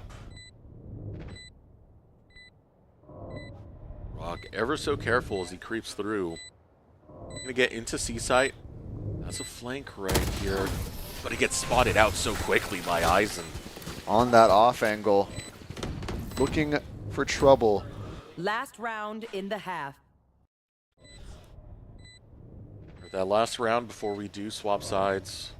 Bishop Kelly, strong lead coming out of them. A few early rounds again, going the way of Bora, but Bishop Kelly, once they get going, they are hard to stop. Yeah, they know exactly how to play off of a win streak. And it's very difficult to get them out of that. Site switch-ups have been changed a little bit. Conky now playing long, looking for that ult orb. And that gives them the run it back. Perhaps Bora's going to play for that. But Ghastly's taken down so early that Site might have to be given. And then the run it back pop from CT. Waylay dashing in. A Site completely given. Conky already used run it back, flashing out. Able to find one. And he notes 3 players' positions. That's a lot of information that was just gathered. Epi will take down Procrastinator. 3 versus 3 now on A site. Holding the line, Cold having the window. Eisen gonna meet up with Kanki and take his head. And the rest of Bishop Kelly will clean house. And now we're switching to the other side. Switching sides. That, of course, puts Bora on the attacking half and Bishop Kelly defending. Like I said, the attacking half, Bora might want to look for these ult orbs and fight for that A long space. They have the Sova to be able to do that. It's just a matter of if they know the lineups and if they land the shots, and I'm certain they do know the lineups at least. But at least now that we're back into the pistol rounds, it could be a little bit of a reset for Bora to try and collect themselves. I know we haven't seen much in terms of like pauses and whatnot. You know, is what it is, depending on what the rules of the competition actually are. But if you can't have that, hey, at least you can have this sort of reset. Now coming in, Bakery finds the first one on Epi. Cold's able to grab 2 back-to-back. Kenki taking 1 on his way down. Aizen holding an angle deep. Same thing with Showtime. Bishop Kelly in the lead. Double the manpower. And Ghastly going to start to cut that one down with 1 quick shot. Showtime slowly stepping in, looking for the flake angle onto B site.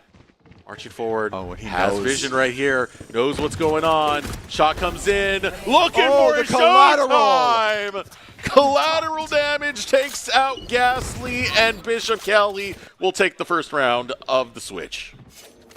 And I believe this is the first time we've seen Bishop Kelly win the pistol. Yeah, right. So we're going to see how they play with that. Now that they have the advantage and Bora isn't able to snowball like they want to. 1 shot, 2 kills. Ghastly buying the frenzy. An old teammate of his used to say that it's the most underrated gun in all of Valorant, so we'll see if it works out. Zach was very wrong, in my opinion. You gonna call him out just randomly? Yeah, no, it's a joke. I believe it's a joke. I believe it's personal. But here we go. Showtime sneaking up his rock. Showtime takes him out, now spraying right through the smoke. Hold finding 1 onto Epi. Ghastly retreating back. Sees someone in the window, goes for the shots, doesn't quite find it just yet, but will chase for Bakery. Bakery forced to back out as Showtime will find Kenki. Bakery looking to clean it up alongside Cold. It is flawless for Bishop Kelly. Oh my. And just Bakery able to get away on 1 HP every time. He knows exactly when it is that the E key needs to be pressed and just to refract away and save his life. We've seen it probably like 12 times in this game where he gets away with just 1 HP and then kills somebody right after. And going into this next round, Bora finally has rifles. But one of them has a light shield for this outlaw.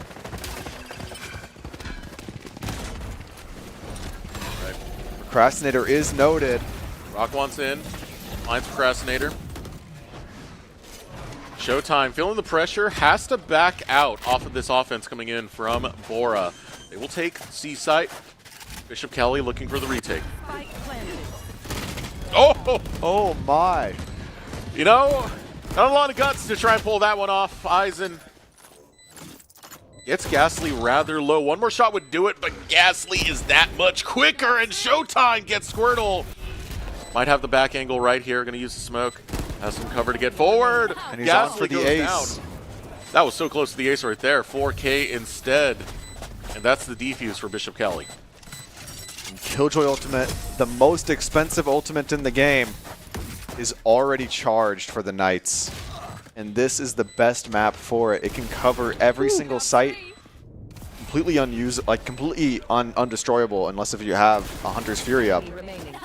So this could be a pretty strong showing there for their next round.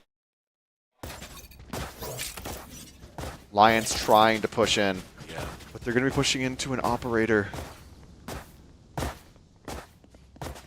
Never mind. The operator's now on the other site. We're fine. This is so tough for Bora. They really can't afford to lose this one. Getting harder by the minute. Smoke goes out. Bora now pushing forward. Trying to collect whatever information they can off of this push. They want to be spicy with it. But Ghastly gets 1, Epi gets 1, Kenki gets 1, but Aizen is there. Trades back and forth, but ultimately in the favor of Bora. And the kill feed there was just a checkerboard. Red, green, red, green, red, Yeah, green, right. red, green. That's exactly what you want to see is just perfect trades back and forth. All right, Bakery versus 3. Looking to try and misdirect where Bora's attention is going to be. Around the corner, gets shot, just a peek, and it's not the shot you wanted. It's going to go wide, and Kenki will take advantage. And that's now 2 sides, both deciding, we're going to purchase the op here, and then immediately just getting completely steamrolled through. Yeah, there's that checkerboard. Back and forth, back and forth. Every kill was returned with one on the opposite side. It's crazy. And Bora was up 2 because they initialized it and then also had Phoenix extra life. So that's exactly what you want to see when you're popping the Phoenix ult. Pretty crazy exchange coming out. Bishop Kelly 2 rounds away from winning this finals. Epi has it, but does not. Actually, it's Procrastinator will upset that angle. And now this is looking pretty rough for Bora. Down a member. Trying to figure out where they want to put that spike. A long corridor. Picked up from the seaside. Going to back off instead and look to reconvene.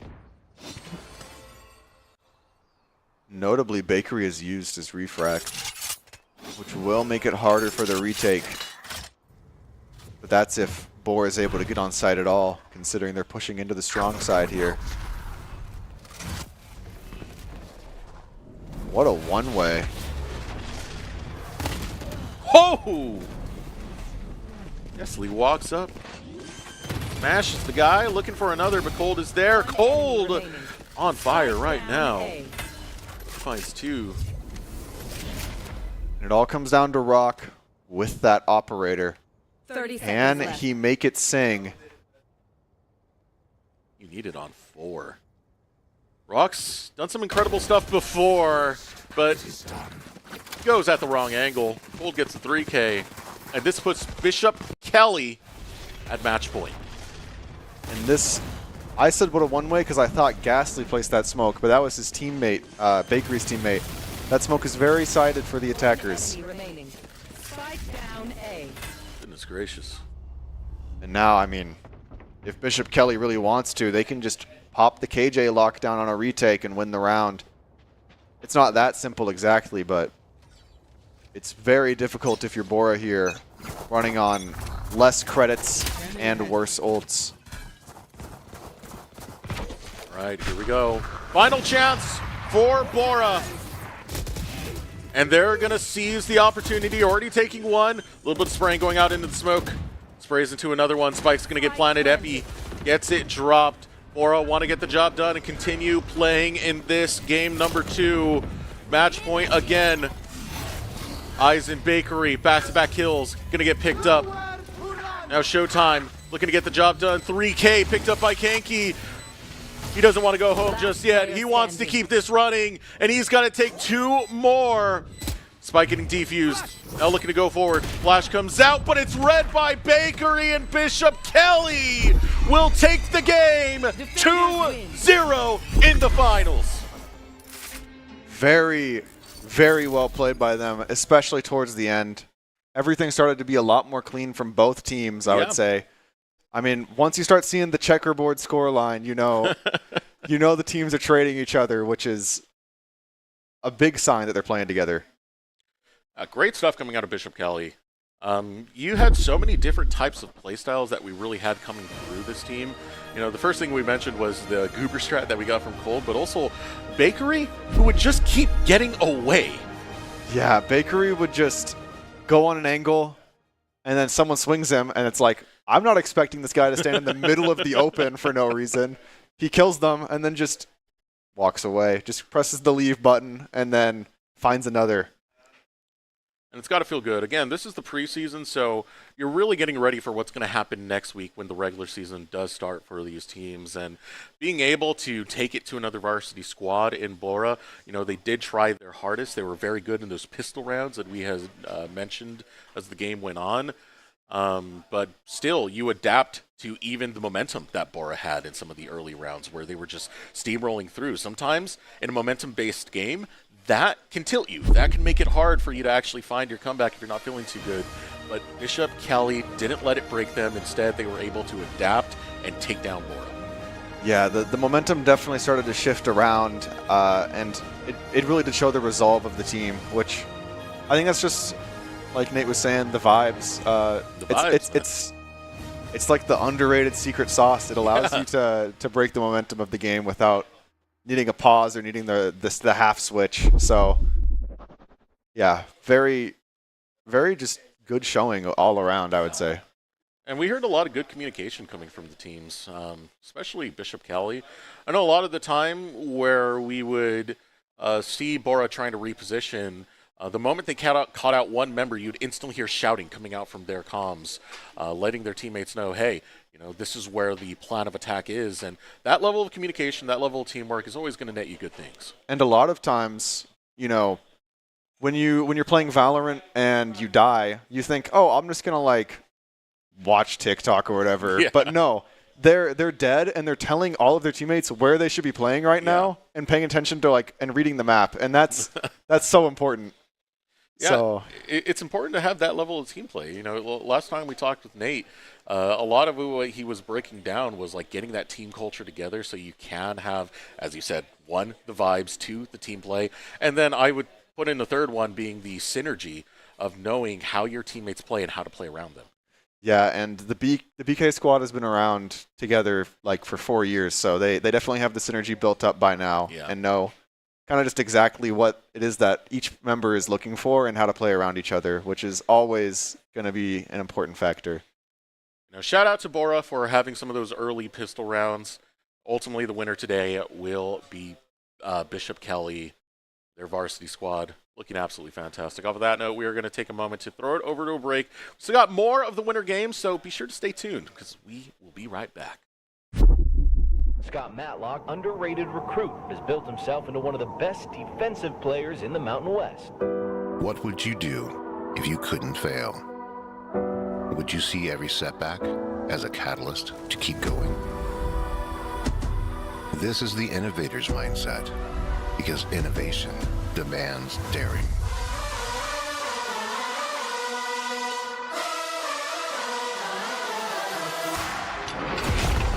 Is finding thousands of ways that don't work, and the one that changes everything.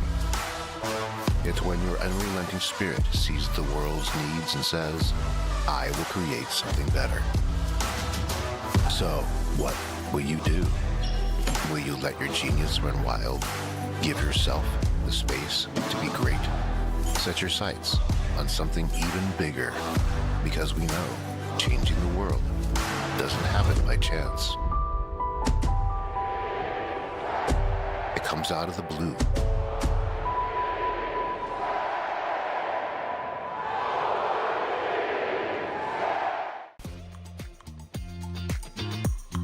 Since you guys have been in here, some things have changed. We've updated this place to be in its final form. New cabinets, new counters, all sorts of new stuff in here. This has turned into a place that wouldn't look out of place at an SEC or Big Ten football facility, and Dairy West has allowed us to have it here. We've taken a holistic approach to our player nutrition, and we're really thankful that Dairy West has made sure that our fueling station is the best in college esports and really at industry standard for any college athletic department.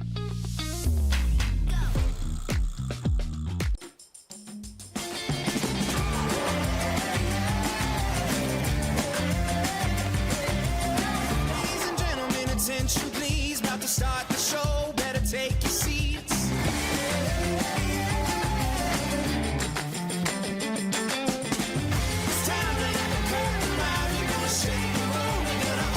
Now earn up to 4 times the rewards with the ICCU Premier Rewards Visa credit card. It's the credit card from the credit union you love. My friends know me as Derek, but I'm also Master Sergeant Raxter.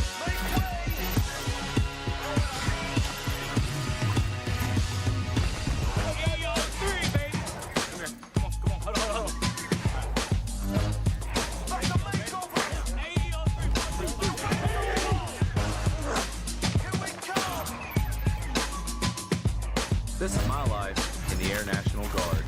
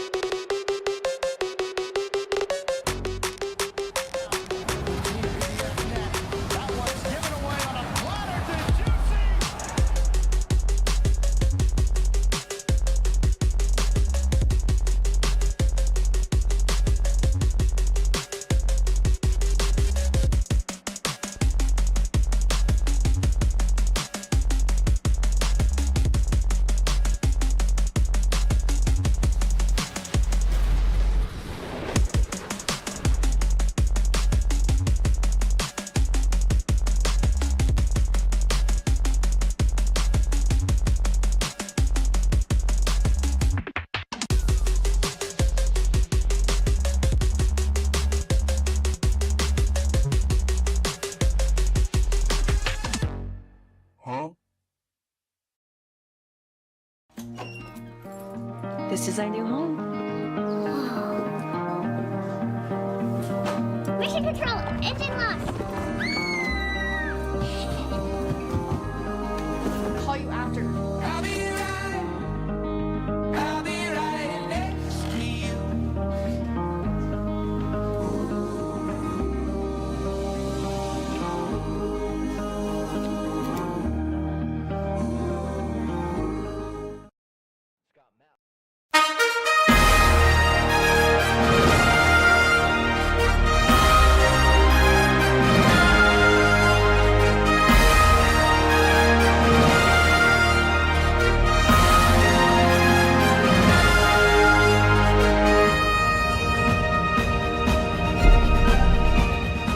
Hello and welcome back to the Boise State Esports Arena.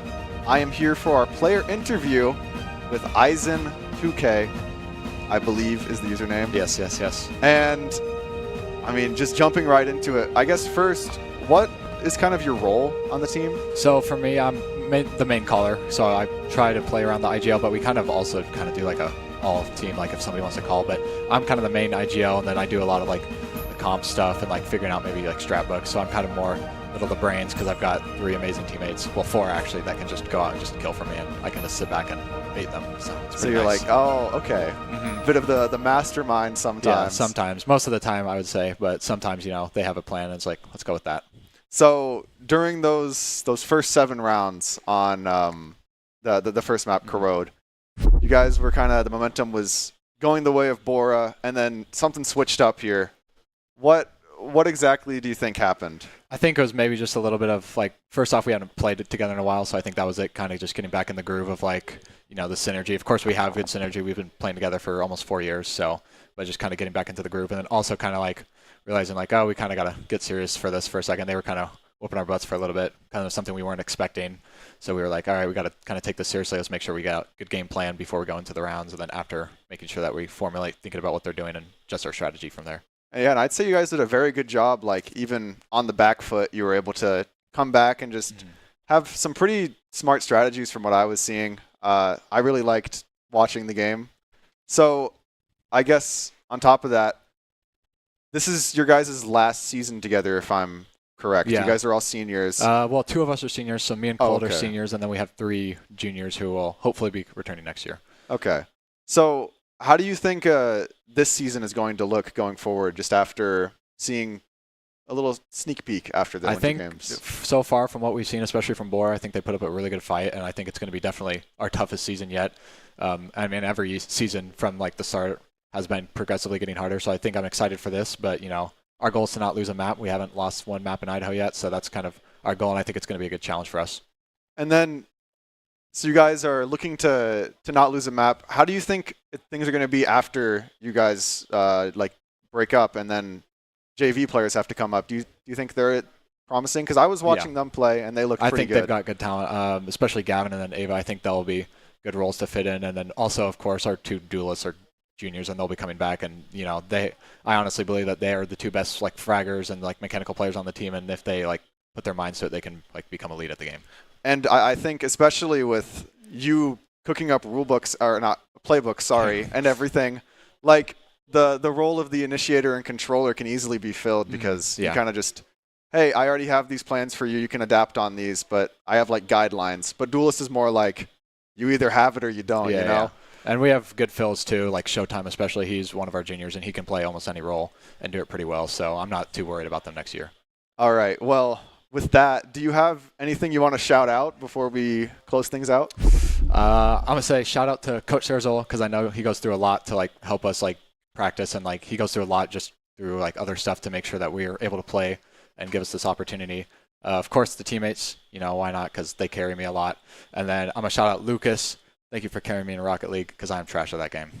All right. Well, you're certainly not trash at Valorant, and neither is your team. Thank you, everybody. We'll be going to a break now, and we'll be back more with the Winter Games.